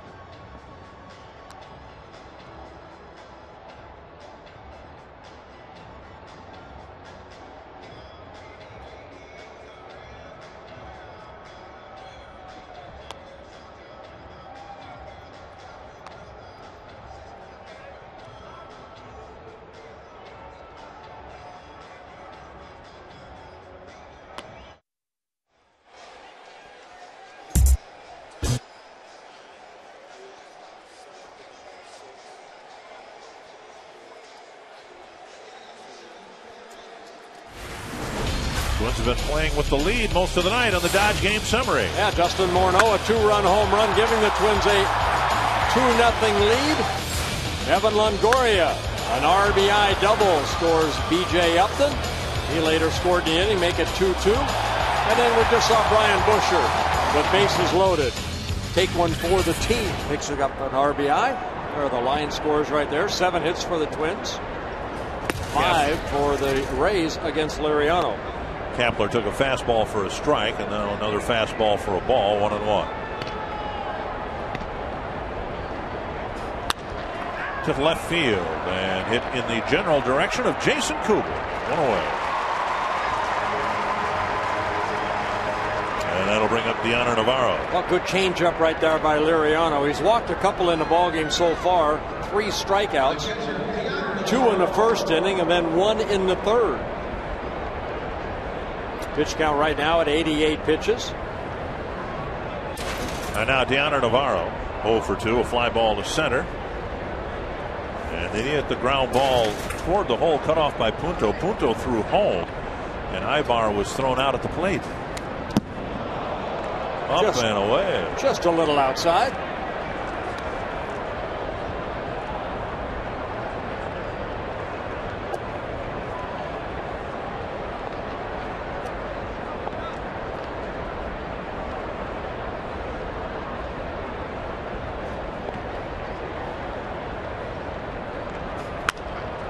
Out of the infield, a pop-up, and Creedy calls for it.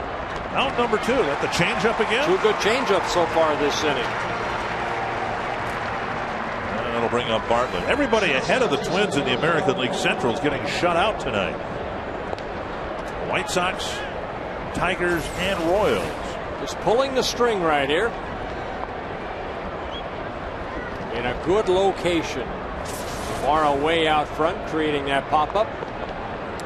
Bartlett with a strikeout and a single so far against his former teammate. Just off the plate, ball 1.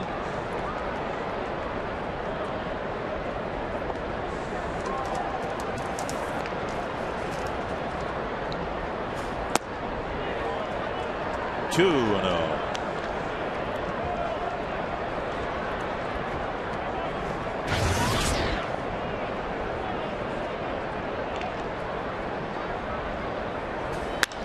That's to left, a sinking liner, and Kubel smartly plays it on a hop. Bartlett has his second hit.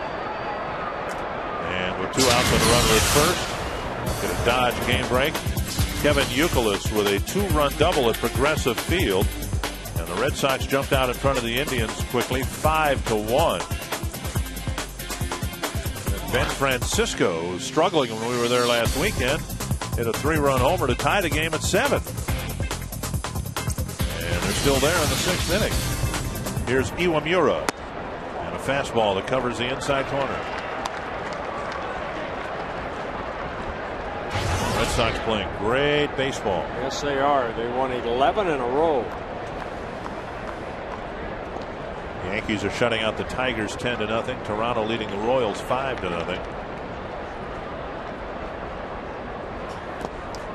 Nice block by Morales, and it's 1-1.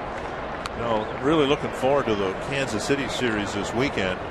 We got our first look at the Royals, and the more you read about them, the more you think they might be for real. They've got great starting pitching, and they got Luke Hochevar, who's been outstanding at Omaha this year, and they haven't even called him up yet. Yep. Well, they just called up Brian Bannister, and he's had 2 outstanding outings.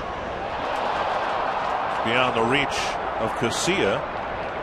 And the Rays get a couple of 2-out hits here in the 7th, and that'll get Upton to the plate. So the 8 and 9 hitters keep the inning alive, and that might be the end of the night for Liriano. Ron Gardenhire coming out. Already motioned for Matt Guerrero to come into the ball game. See if he can help make Liriano a winner tonight.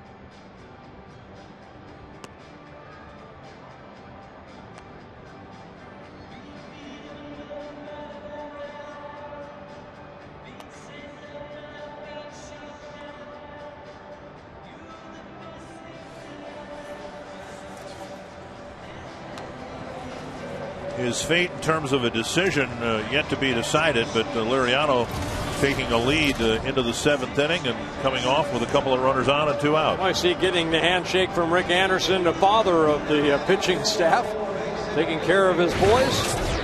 Matt Guerrero coming out of the bullpen, asked to get out of this situation, making his 9th relief appearance. He last worked on Sunday, a shutout inning against the Cleveland Indians. 9 2/3 innings so far for Matt. Only a couple walks with 7 strikeouts.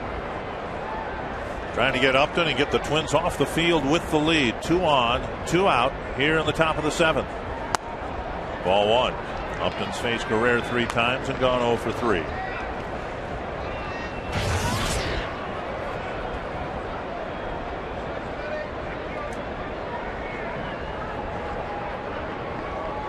One and 0 to the Tampa Bay center fielder. 2-0. Upton drew a leadoff walk in the 6th, and that led to the Rays getting the game tied up that inning, scoring a couple of runs. He was picked off, but still outran the throw to second base, got a stolen base, stole third on his own.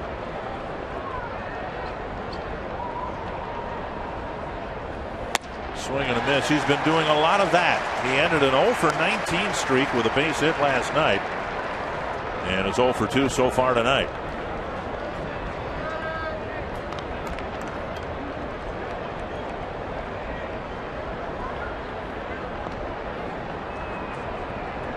Bartlett, the runner at second. He represents the tying run. Of course, he runs well. Missing inside, 3-1 with Crawford on deck.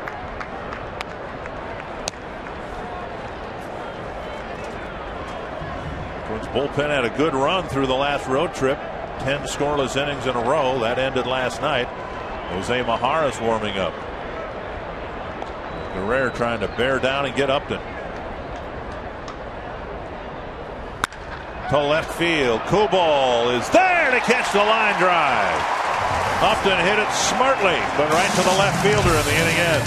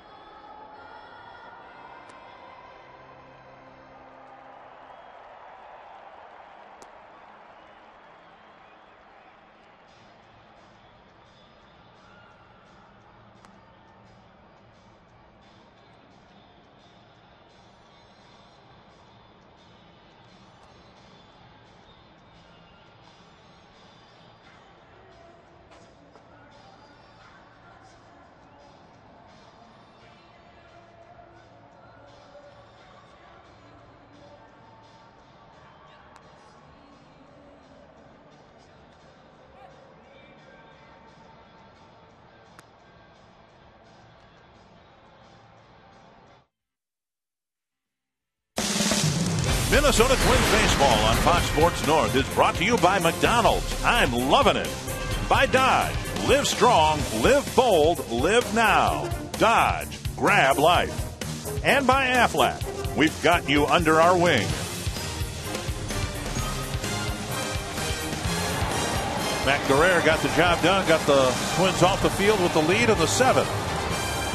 Yeah, he said Upton hit it smartly. No, he hit it dumbly. He hit it right at Jason Kubel. He hit that ball good. But the Twins got a break right there. See if they can add on to this 3-2 lead. Let's take a look at our Mountain Dew fan of the game. Fiona, happy 5th birthday, honey. Looking like Mountain Dew and a fudgesicle. Punto taking the ball, now a strike, 1-1. Shields out there. He hadn't exactly set the bar very high, but this is the best start he's had in the Metrodome. He had a couple of short starts. Now he's pitching to the Twins in the 7th, and just hitting the corners like an ace of a staff should. Yeah, he really is. I mean, his 3 previous starts, 7, 7 1/3, 7 1/3. So again, you know, he's looking at a guy that Joe Maddon's saying they can give me 200+ innings a year. 2-2 to Punto. Came into this ball game 1-1 here at the Metrodome with an ERA, 0-1 with a 7.71 ERA in 2 starts. And now a full count.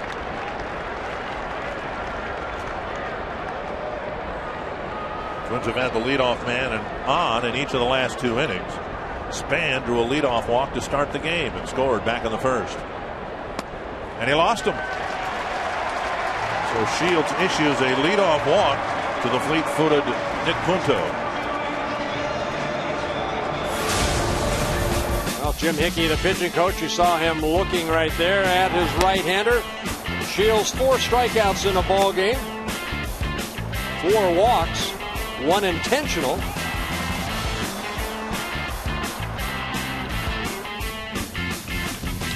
Now Punto can run at first. Span, a good bunter at the plate. We'll see if the Twins in this situation decide to drop down a sacrifice.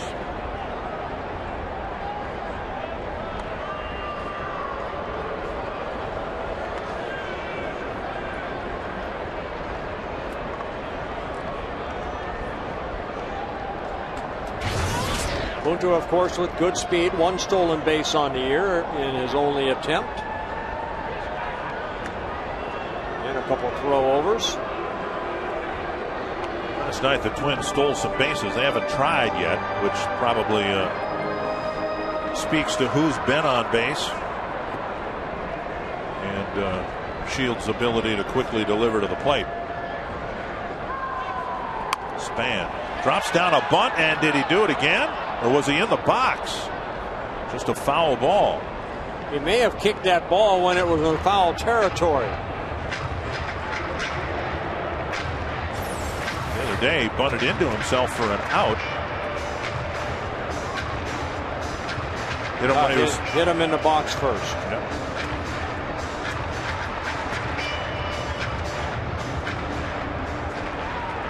So just a strike.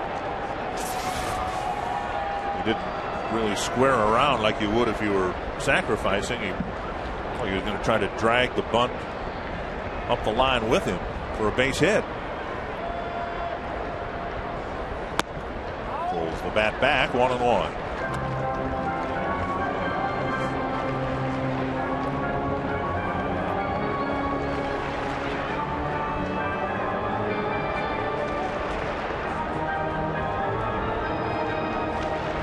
Have some speed at this point in the lineup now with Punto aboard, the leadoff walk. Span, Casilla can all run.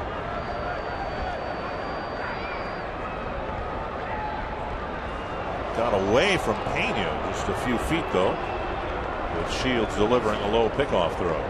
Well, again, a lot of times those throws over to first to see if Span commits, maybe early to show if he's going to bunt again. Evan Longoria playing in from third base, looking for the possible bunt.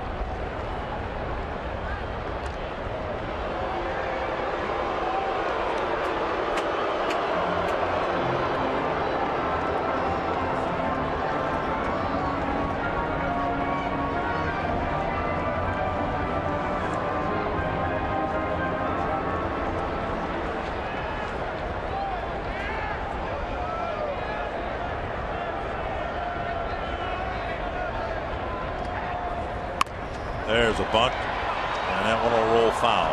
1-2. We've seen Shields do this before, checking that runner at first, almost the way Mike Mussina used to with that deep crouch, and at the bottom of the crouch as he winds up into the stretch, a glance over at the runner.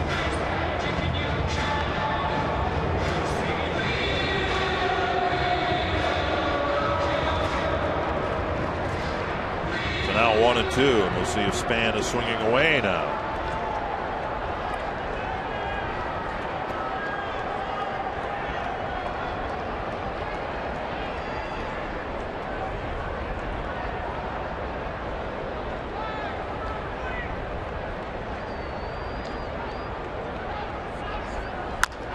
chopper to short. They'll get one, and that's all they'll get. Close play. Punto nearly beat it out. Span ends up reaching in a fielder's choice. Nice play by Bartlett right there. Has to get it over to second base quickly on that short hop. Flips it. And just getting Nick Punto at second.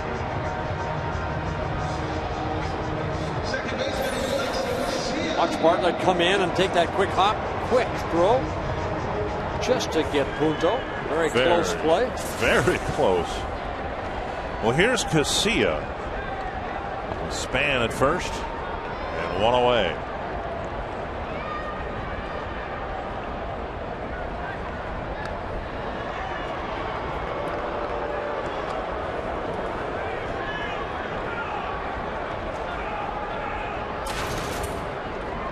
Casilla doubled into the right field corner in his last at bat against Shields.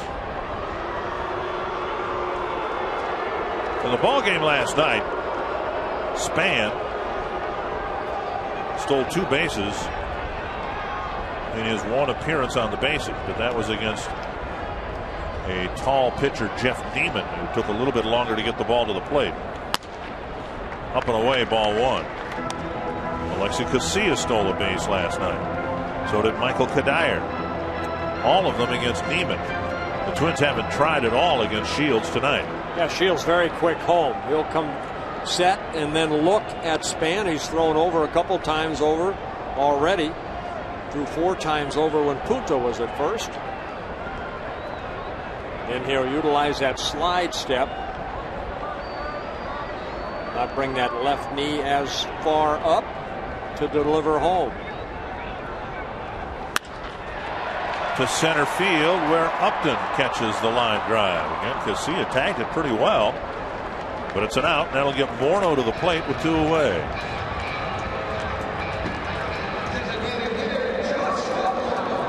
Morneau cranked a home run to left center field.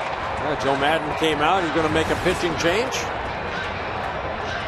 Ryan Schaus has been warming up in the Rays bullpen. Shields 100 pitches and a good outing here at the Dome tonight.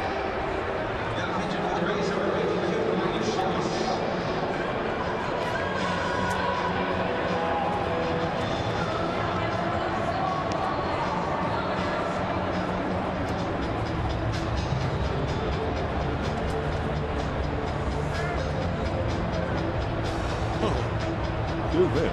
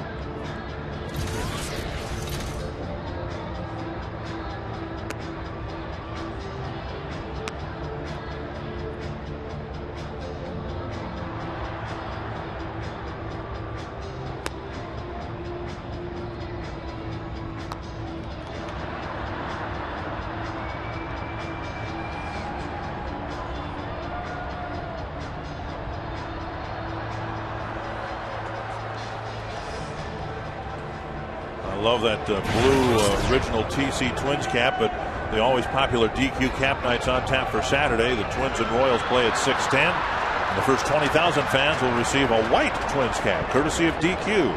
Get your tickets, call 800-33-TWINS or visit twinsbaseball.com. Well, Brian Schaus coming out of the bullpen, making his 9th appearance. No record, 2.57 ERA. And he sails the first pitch to the backstop.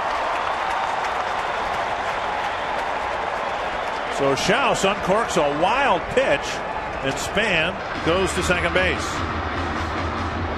All right, throws from underneath. Schaus just maybe holding on to it a little bit too long right here. That breaking ball hits the backstop. The numbers on Schaus so far so good in his first year as a Ray. Last 3 seasons with the Milwaukee Brewers.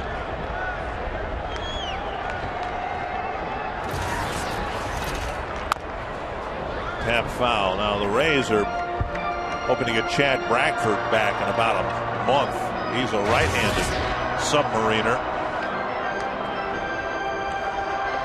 Schaus brought on board to patch a little bit of a hole in the Rays bullpen. 1-1 to Morneau. 2-1. Schaus had a good year with the Brewers last year out of that bullpen. 5-1, 2.81 ERA and 69 relief appearances. Guy that spent a lot of years at the minor league level. Signed back in 1990 by the Pirates.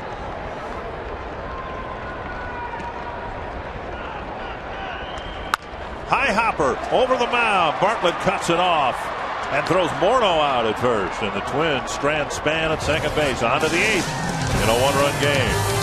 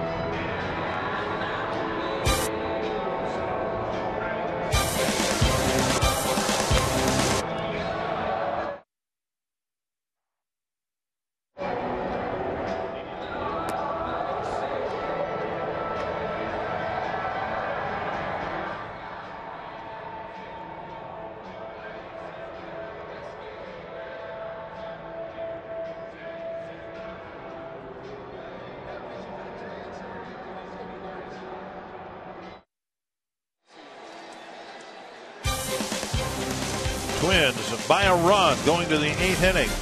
Matt Guerrero got the final out of the 7th. And the Twins hope that all 3 outs will be gotten by Jose Majares here in the 8th. Little guy's first game right there. Hopefully enjoying it. Getting fed by everybody. Jose Majares coming out of the bullpen, making his 3rd appearance, his first here at the Metrodome. So far so good. 2 shutout innings with a couple strikeouts. Up high to Carl Crawford. Crawford 0 for 2 with a walk. Majares getting called up from Rochester, AAA affiliate for the Twins, when Jesse Crane was put on a disabled list. He last worked at a shutout inning on Friday in Cleveland. 2-0. Liriano, when he was in, walked only 2 batters, but they both were leadoff batters. Got away with the first one, but not the second one in the 6th. Crawford, Longoria, and Pena lined up to face Majares here in the Rays' 8th. 3-0.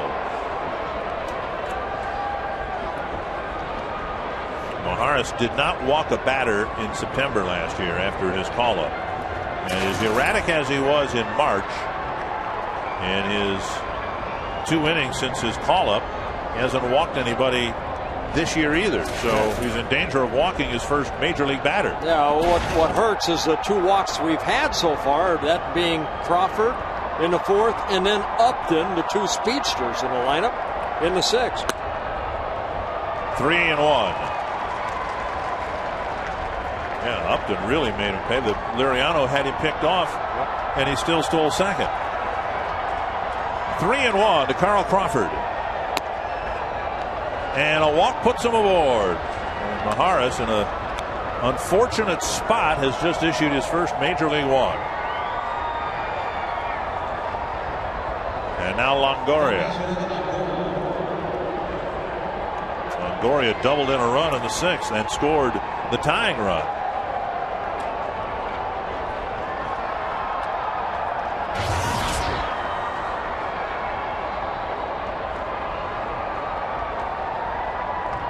Well, hit into the double play in the 4th inning after Crawford walked.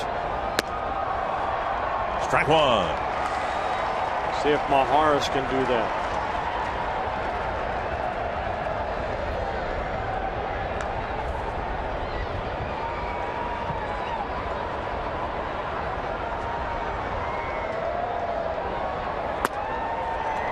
Strike two. Low 90s and a very good spot.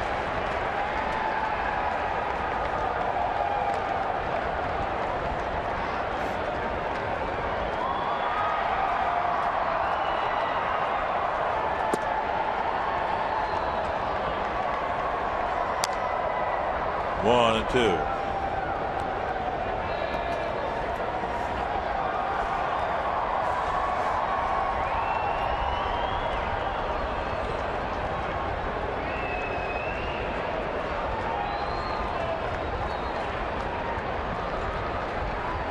Crawford goes, swing and a miss. Maharis' throw not in time.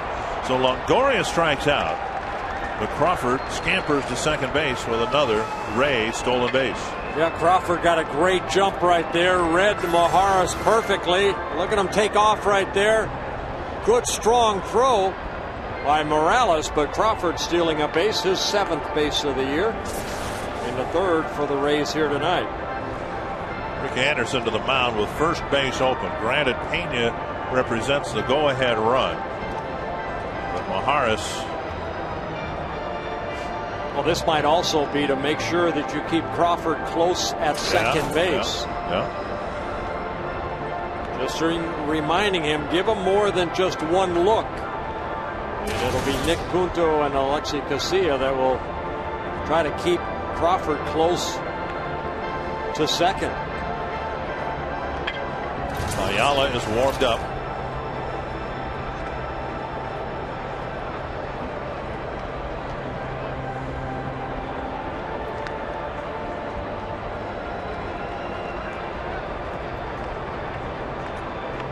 Pena. Oh, we'll say it again. He strikes out a lot, but hasn't yet tonight. 1 for 3. Liriano got 2 strikes on him in the 6th, and then he punched a single to left.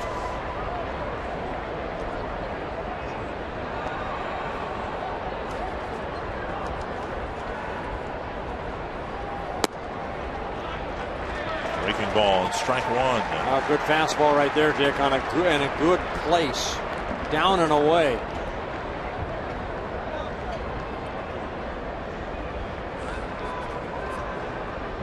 Well, this guy can hit a lot of home runs.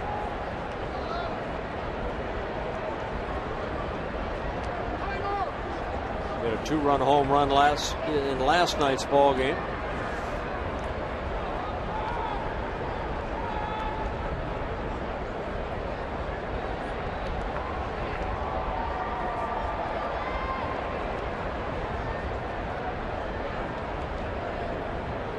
One strike to Pena. Pena this year 4 for 23 coming into the game. Well, we'll add up the at bats against Liriano. 5 for 26 against left-handed pitching. But 3 of the 5 hits have been home runs. You know, that's a good move right there by Maharis. Even though, you know, he just kind of spun around. At least he's showing Crawford at least he can do that. On the outside corner, 0-2.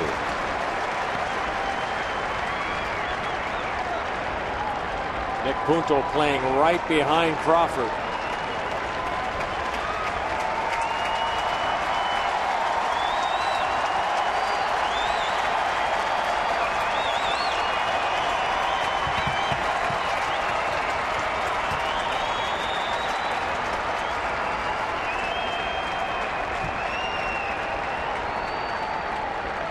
Two strikes to Carlos Pena.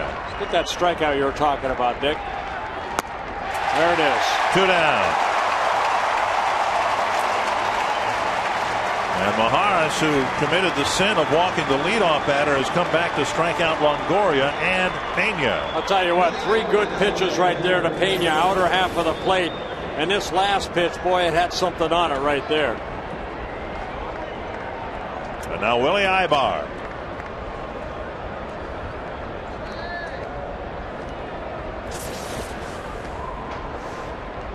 Ibar, a switch hitter. 1 for 3 so far in the ball game. Breaking ball. Missing ball 1.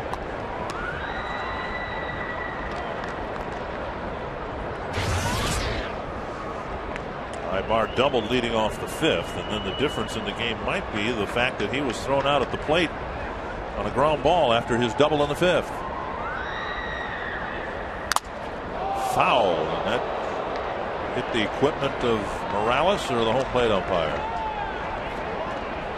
I believe it got Morales. Hit somebody pretty good. Morales, I think the only Twins catcher I can remember wearing that new mask, or the more modern style catcher's mask. Twins have had a long run of catchers who've worn the old style mask. 1-1. Half swing, that's strike 2. Wow, was that a nasty breaking ball? Nearly hit him in the back leg. Look at the movement on this pitch.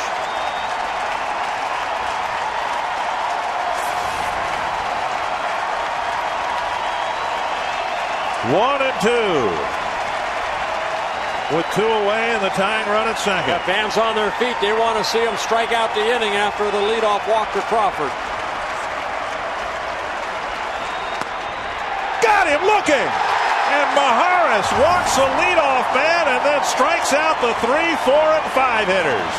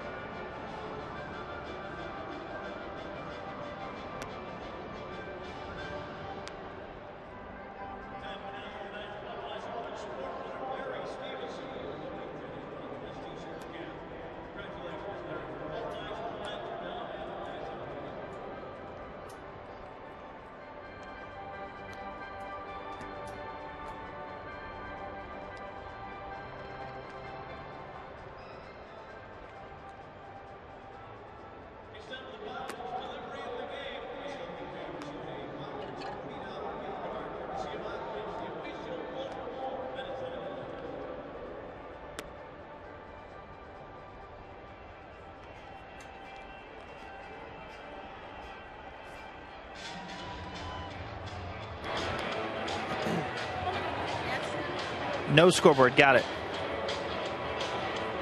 For the Twins, left fielder Jason Kugel.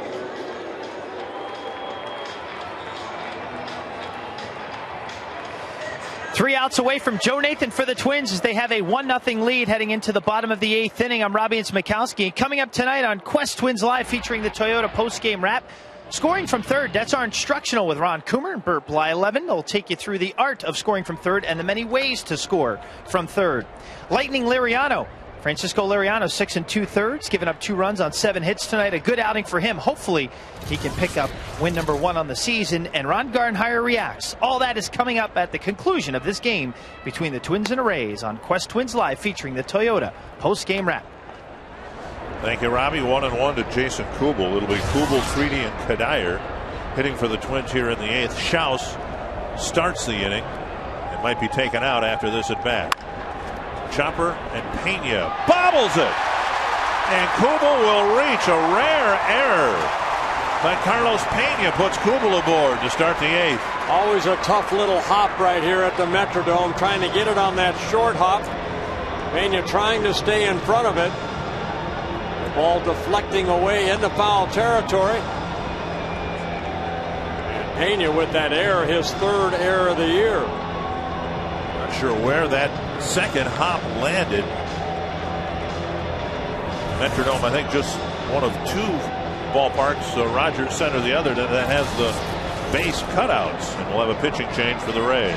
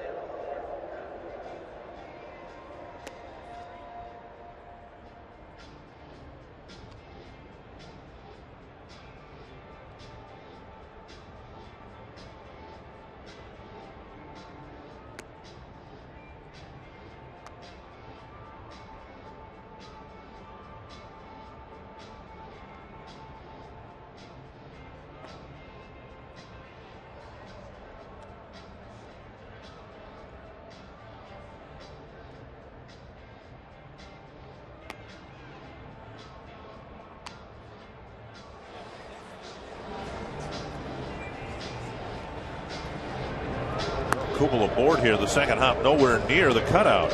Well, you have 2 ways to play that. You can play it back, or you can try to charge it, and that's what Pena did. He tried to charge it, and the ball just hitting off his glove and deflecting into foul territory. Kubel, you saw him on the bench as Delman Young is asked to pinch run for Jason Kubel. And Joe Creedy will come up facing Troy Percival. Well, my wife Gail calls him nasty. She remembers when he was the closer for the Angels in his 2nd season with the Rays. Percival has always pitched good here at the Metrodome. A 0.34 ERA. 26 2/3 innings. He's allowed only 1 earned run to the Twins here at the Metrodome.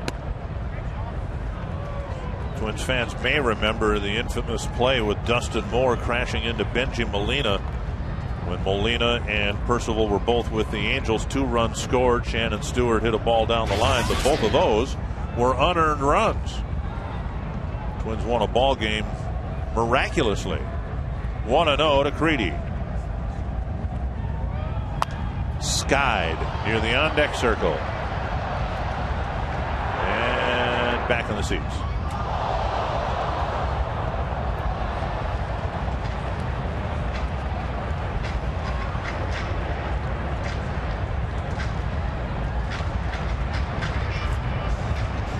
Percival, we said earlier, gave Kapler away from the game and came back to it. Percival did the same. Injured. They thought his career was over with a couple of years ago with the Tigers. Yeah, 354 career saves for Troy Percival, with his 2 saves so far this year for the Rays. Creedy gives it a ride down the left field line. Crawford in the corner makes the catch. And Young has to retreat. He just missed, jerking a 2-run homer.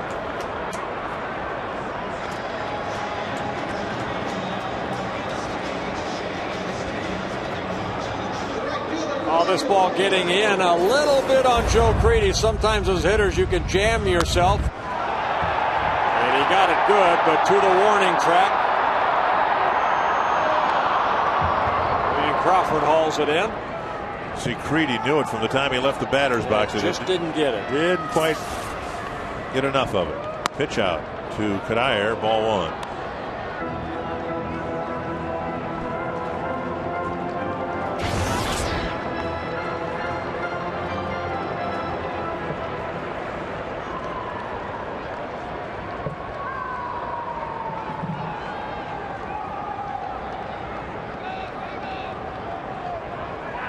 The Angels have cut adrift some awfully good closers over the last few years. Percival was the first to go. They let him walk to the Tigers. And then, of course, this past offseason, Frankie Rodriguez signed as a free agent by the Mets.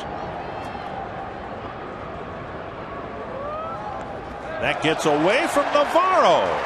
And Young will go to second base. A probable wild pitch. That ball, it looked like Navarro kind of reacted late to it. Let's take a look. It's a curveball right here. And Navarro just trying to get it on that short hop. Gets behind him. And almost hit the camera back here. Allows Delman Young to get to second. Should be a wild pitch charge to Percival. 2-0 to Kadire.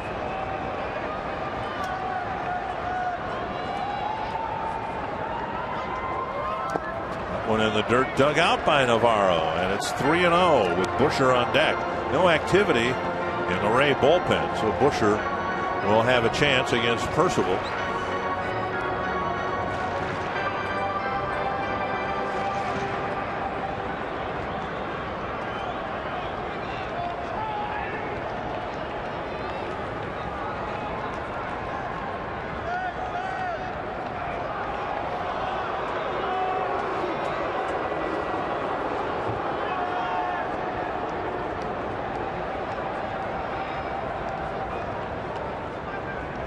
To Kadire. Down the middle of strike.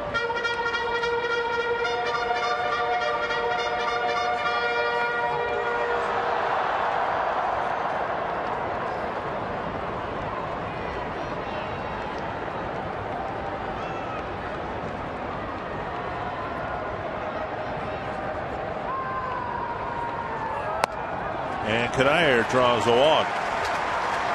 So the Twins, who put together a threat in the 7th without the benefit of a hit, are doing the same thing again here in the 8th. An error, now a walk. In fact, going back to the go-ahead run in the 6th, they got the leadoff double, but it took 2 walks and a hit batter to get the winning run or the lead run in. Here's Busher, who got the RBI by getting hit in the shoulder by James Shields.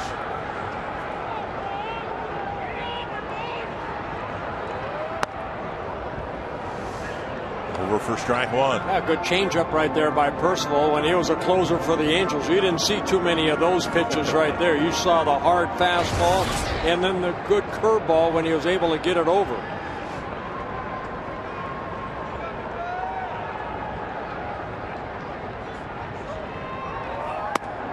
And Busher takes strike 2. Fastball that can still tip the scales at 90 or above. Yeah, 39 years old, Troy Percival. Originally drafted as a catcher.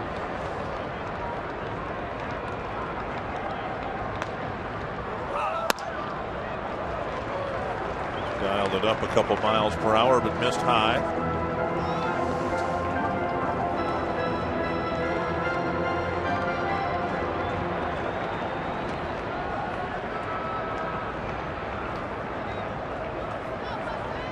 One and 2 to tonight's Twins first baseman.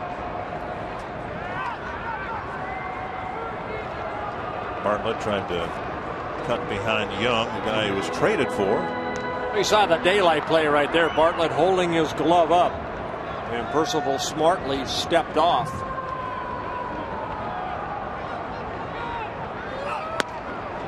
And Busher swings through the fastball, 2 down. That'll bring up Morales. Trying to add some insurance for Joe Nathan in the bottom or the top of the 9th inning. Morales is 1 for 3. The hit, a bunt single. The catcher, Jose Morales.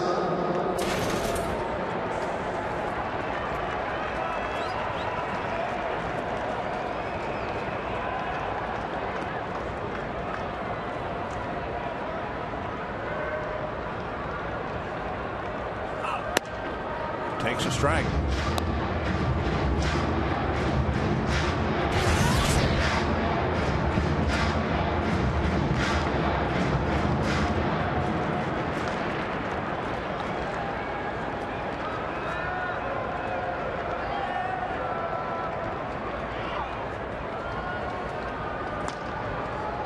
Runners go, and Morales fouls it to the backstop.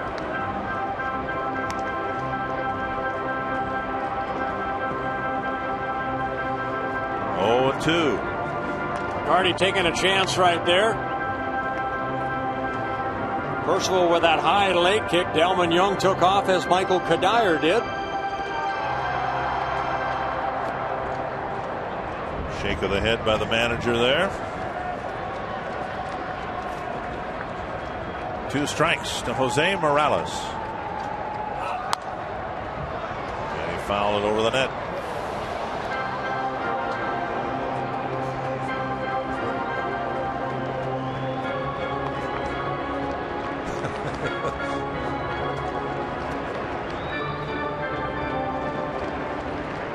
Sometimes you try things that might surprise the opponent.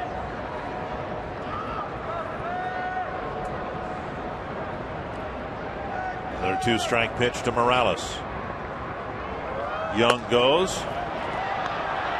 And he's thrown out at third. So the Twins on the second try have a rally snuffed out with a stolen base attempt. It'll be a 1-run lead for Joe Nathan.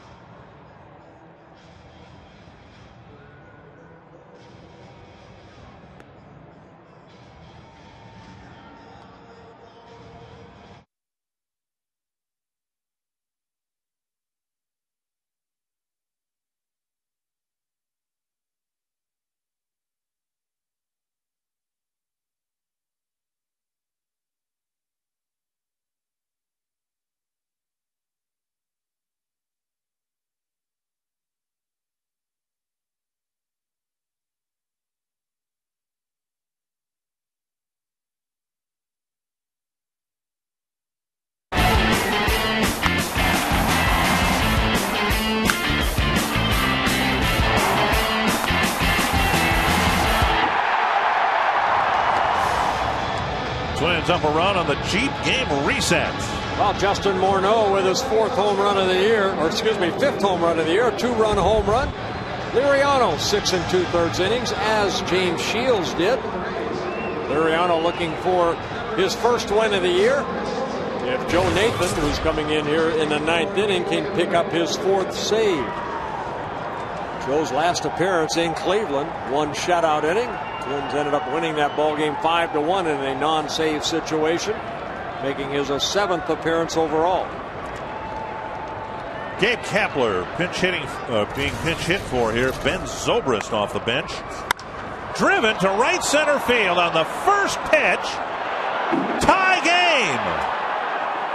Ben Zobrist hits a home run to tie the game at 3.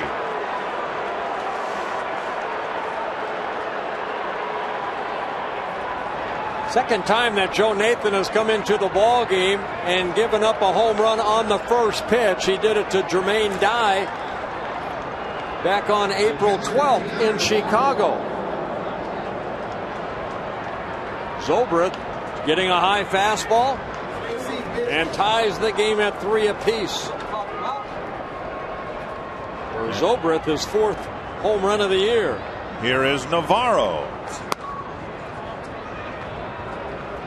And that pitch missing. Ball 1.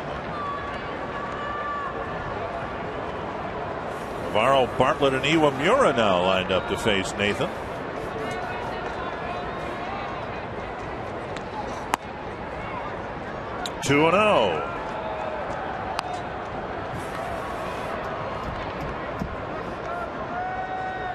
Only once in the last 6 innings has the leadoff man been retired. Twins have issued leadoff walks, a leadoff double, but a costly leadoff home run here in the 9th has tied the game. There's a strike, 2-1.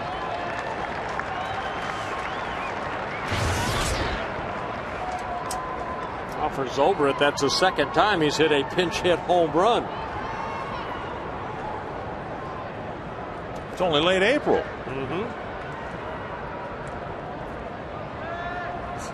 3-1 to Navarro.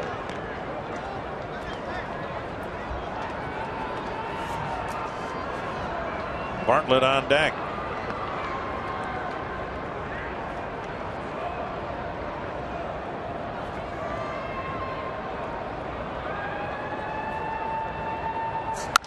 To center. Span with the catch, 1 away.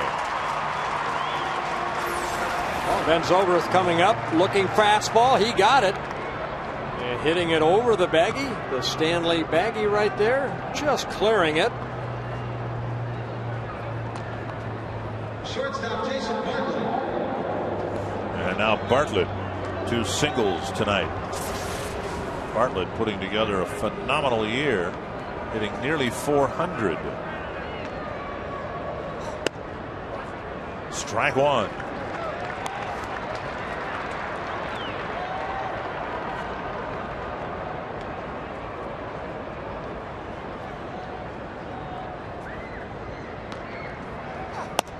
So Francisco Liriano won't get the win, his first of the year tonight. Twins just focused now on making sure the team gets the win. 1-1 now to Bartlett. Tapper to short. Punto fires, and Busher backhands the scoop. 2 down. Punto knew he had to hurry because Bartlett flies down the line, and Busher made a very nice pickup for out number 2. Boy, you just hope that this ball doesn't hit on the grass. It looked like where it hit. It allows Ryan Busher to go up the line and utilize the spin of that turf right there. Makes a nice play. Good concentration right there for Brian Busher. 2 down, and now here's Iwamura. Down and away a ball. Iwamura single in 3 trips. The bottom of the 9th, the Twins are due to have up Morales, Punto, and Span.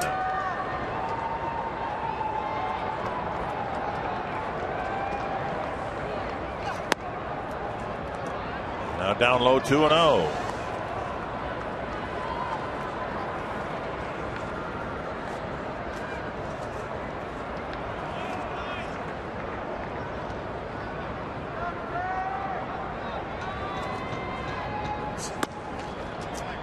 With Upton on deck.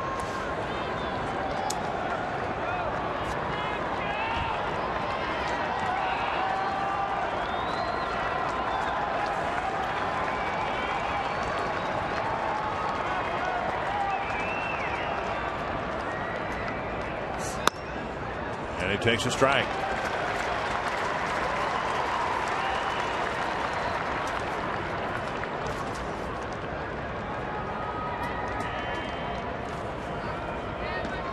Upton hoping for a chance in the 9th.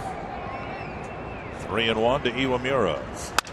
That's to left. And that'll die in front of Delman Young for a base hit. And Iwamura has a 2-out single. So not hit well right off the end of the bat, but he keeps the inning alive and gets Upton to the plate.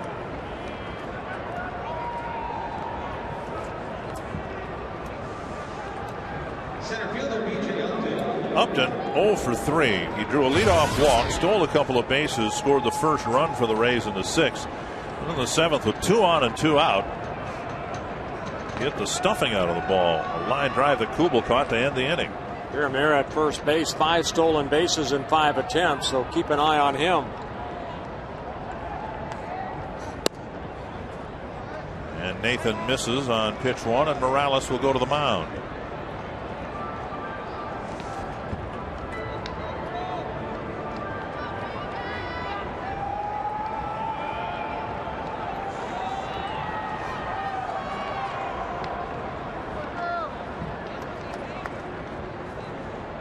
Iwamura's steal numbers on the season.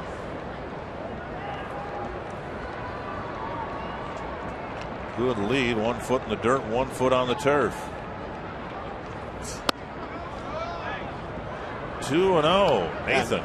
Yeah, Nathan's shortened that up a little bit. He does have that high leg kick, usually with a runner on. He tried that slide step right there.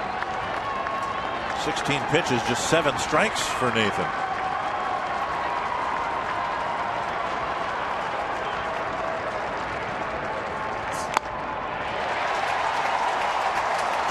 Two and one. Higher leg kick right there, just challenged Upton, threw the ball right by him.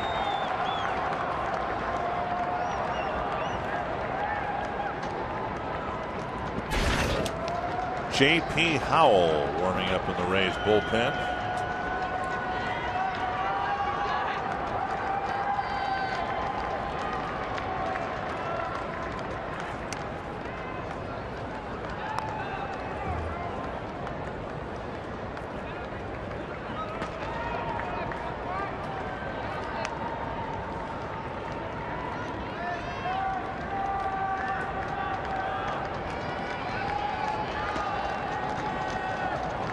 Two and one.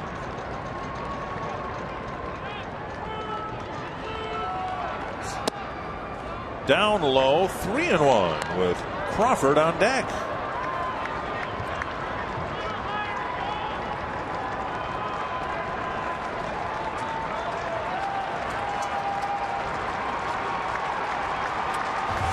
Upton drew a walk, his 10th of the year against Liriano in the 6th. Runner goes inside, it's ball 4. So Iwamura took off, and Nathan having problems throwing strikes here since the first pitch home run. He's delivered more balls than strikes. Yeah, not too many times pitching coach Rick Anderson has to come out to the mound with Joe Nathan on the mound. Just kind of settle him down right here. 19 pitches thrown this inning. Get his focus back on throwing good pitches.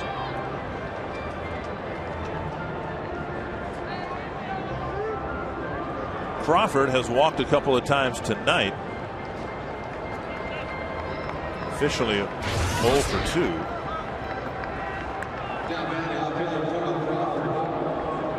2. Single and a double and 4 trips against Nathan.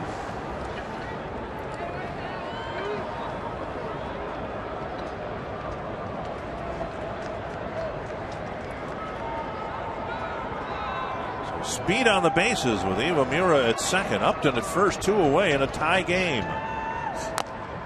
Big swing and a foul, 1 strike.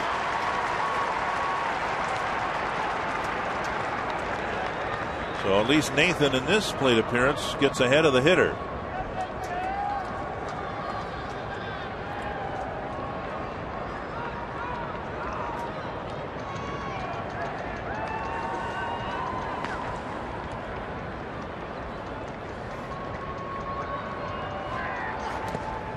Nice block by Morales on a breaking pitch in the dirt. 0-2.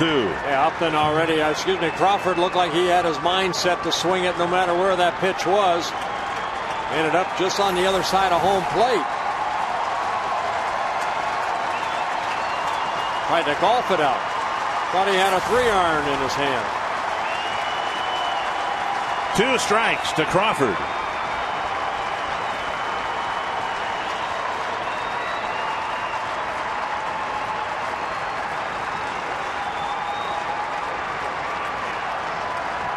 Twins try to double steal in this situation in the bottom of the 8th inning, and now Morales will go to the mound for the 2nd time this inning. Well, he wants to make sure he hasn't had a lot of opportunities to catch Joe Nathan in a game like this.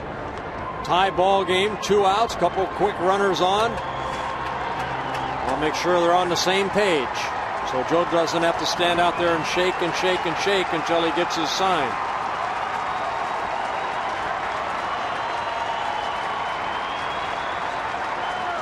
Two strikes to Carl Crawford.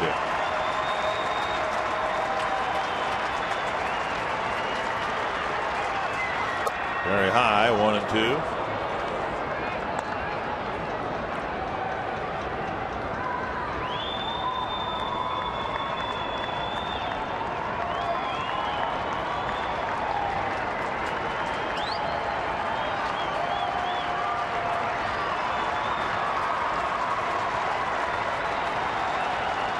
1-2 to Crawford. Bouncer right side. Casilla runs it halfway to Busher to end the inning. But a Ben Zobrist home run on the first pitch of the game from Joe Nathan has tied this game at 3.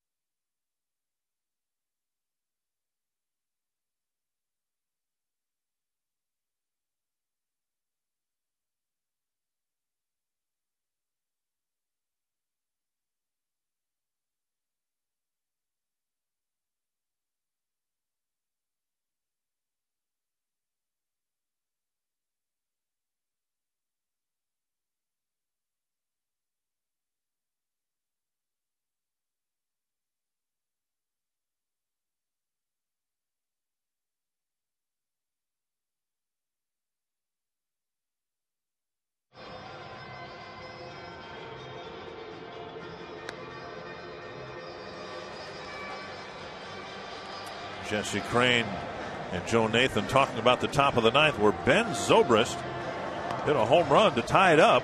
Zobrist taking over in right field. Hey, just jumped on that first fastball, hits his 4th home run of the year, second as a pinch hitter for Joe Madden. J.P. Howell coming out of the bullpen. He worked in last night's ball game in the 9th inning. He threw 12 pitches. A shutout inning. Retired all Twins 1, 2, 3 with a couple strikeouts. He struck out Morales and Punto, and they'll be the first 2 guys to face him here in the bottom of the 9th. The Twins obviously hope that Morales, having seen Howell last night, can take a lesson into tonight's at bat. Out in front, strike 1.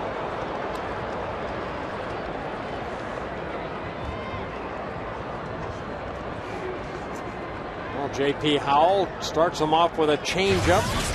Got good movement on a sinking fastball, not overpowering. Very good slider, along with a curveball. Half swing, an appeal. Nope, 1-1. Last year, Howell put up great numbers to the point where I think a lot of people thought he might have been the best relief pitcher no one had ever heard of. I mean, he was outstanding last year and is off to a good start this year. 62 hits in nearly 90 innings. There's a little pop fly down by the Ray bullpen. No play. Yeah, it just didn't work out for him in Kansas City. He came up and down many times with the Royals. A #1 pick by the Royals out of University of Texas back in 2004. And Morales trying to get aboard any way he can here. J.P. Howell traded to the Rays for Joey Gathright. 1-2. 2-2.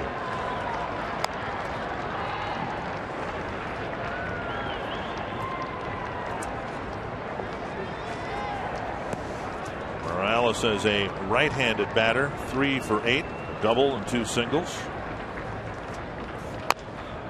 Chopped it foul.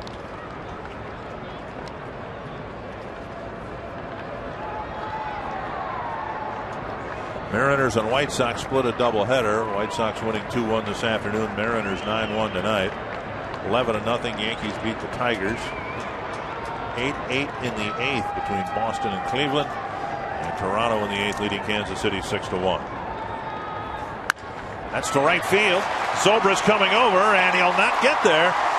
Morales starts the bottom of the 9th with his 2nd hit of the night. This young man has made quite an impression not just hits, Bert, but a lot of hits with 2 strikes. And he's doing, it seems like night after night, making great blocks behind the plate. We've seen the starters improve a little bit. I think Morales game calling right there, just hitting that ball in front of Zobrist in right field. Came into the game hitting .375 as a right-hander and .357 from the left side of the plate. Well, the Twins have been in some sacrifice situations tonight. Have tried it only once. Span in the 7th. Didn't get it down and ended up reaching in a fielder's choice. Punto taking ball 1.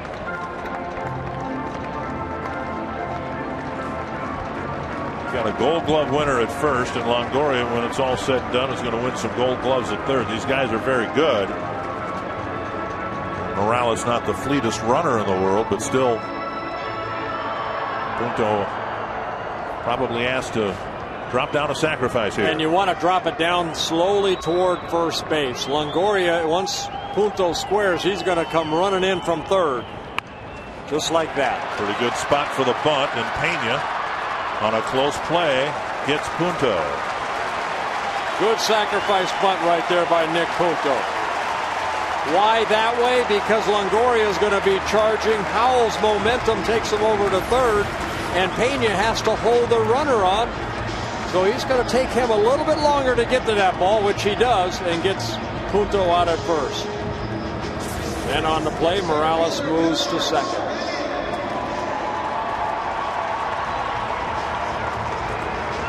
So Morales is at second, keeping in mind, of course, that Carlos Gomez isn't even in the state in what might otherwise be a pinch running situation. The Twins are playing a man short because Gomez flew out of town to become a daddy for the first time today. Here's Denard Span.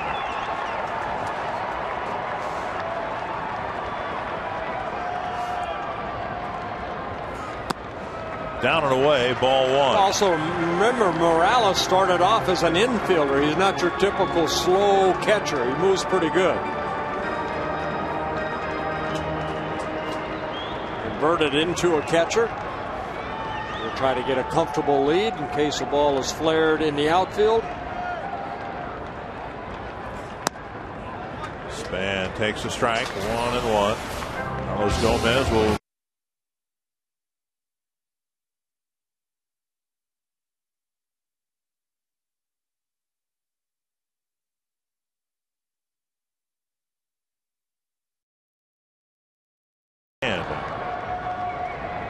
Good time for his first hit of the night.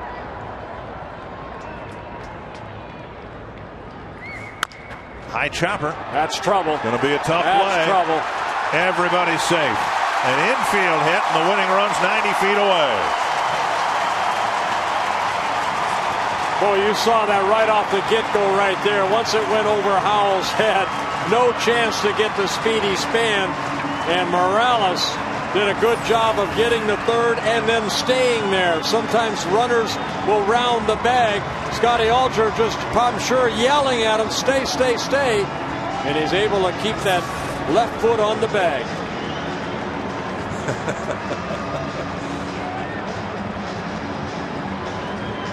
Guardia can afford a smile here, even though the Rays have tied this up and sent it to the bottom of the 9th. An infield hit for Span.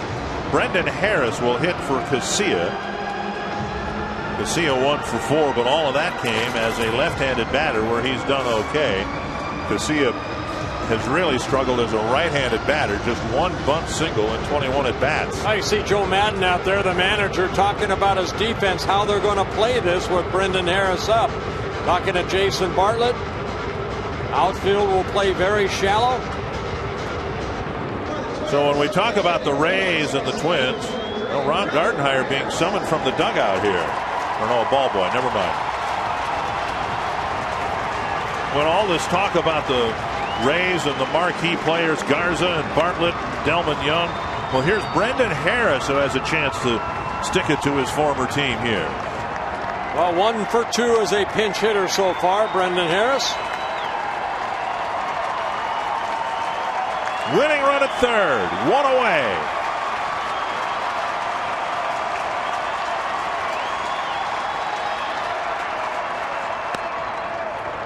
And there is strike one. Are you surprised the Rays, at least in center field, aren't playing a very shallow? That's what I was just going to say. I'm surprised that Upton is not closer.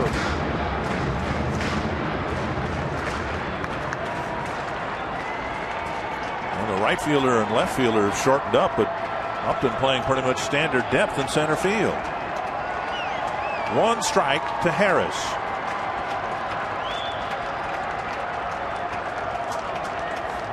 Check swing, strike two. Nice block by Navarro.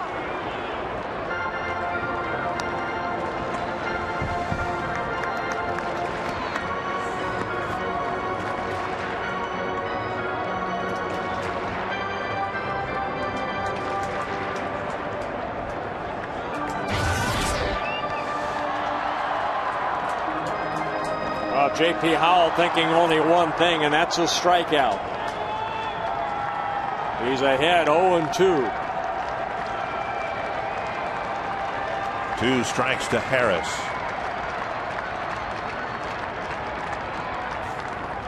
Another nice block by Navarro. That ball landed several feet in front of home plate and got Navarro, it looked like, up around the right shoulder.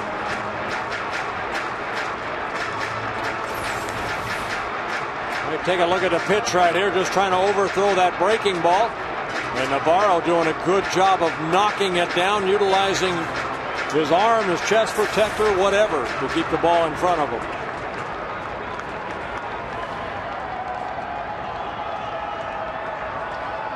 One and two to Brendan Harris.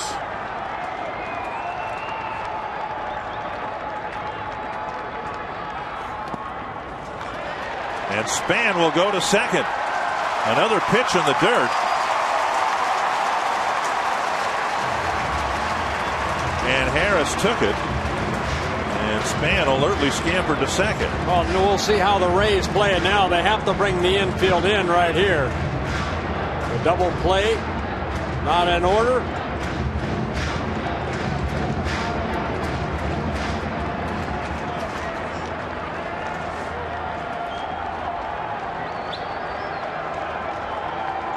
Two and two to the pinch hitter Harris.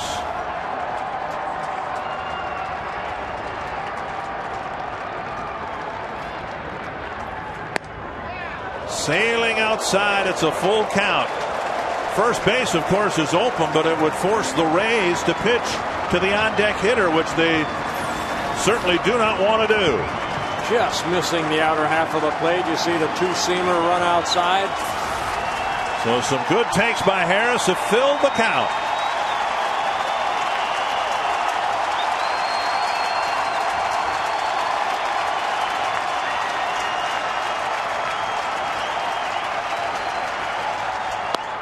Check swing. Ball 4, and now Morneau will have his chance with the bases loaded. Several good takes by Brendan Harris to coax a walk. Boy, that was a great take right there. And now we'll see what Joe Maddon's going to do. I think he's going to want to bring in an extra infielder here. See the pitch a little low, and Harris able to hold up. Zobrist is coming in, and he's going to change gloves because Joe Maddon wants him to be a 5th infielder. And Morneau, who started the scoring in the first inning with a home run to left field, will come up with a chance to finish the scoring.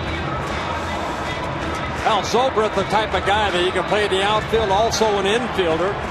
But they're going to go ahead and go with 5 infielders and only 2 outfielders.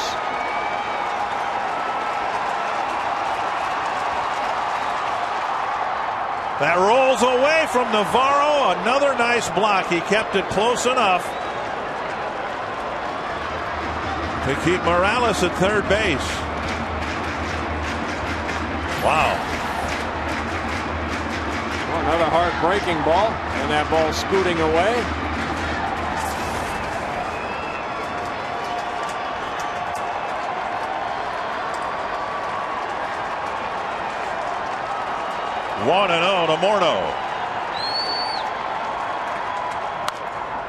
Got one up and just wanted to lift it to the outfield, but he missed it. 1-1.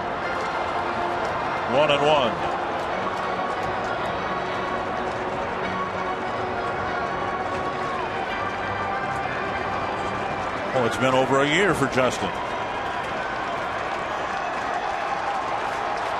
1-1.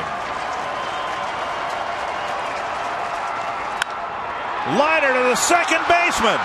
Out there. Relay not in time, and the Twins win it.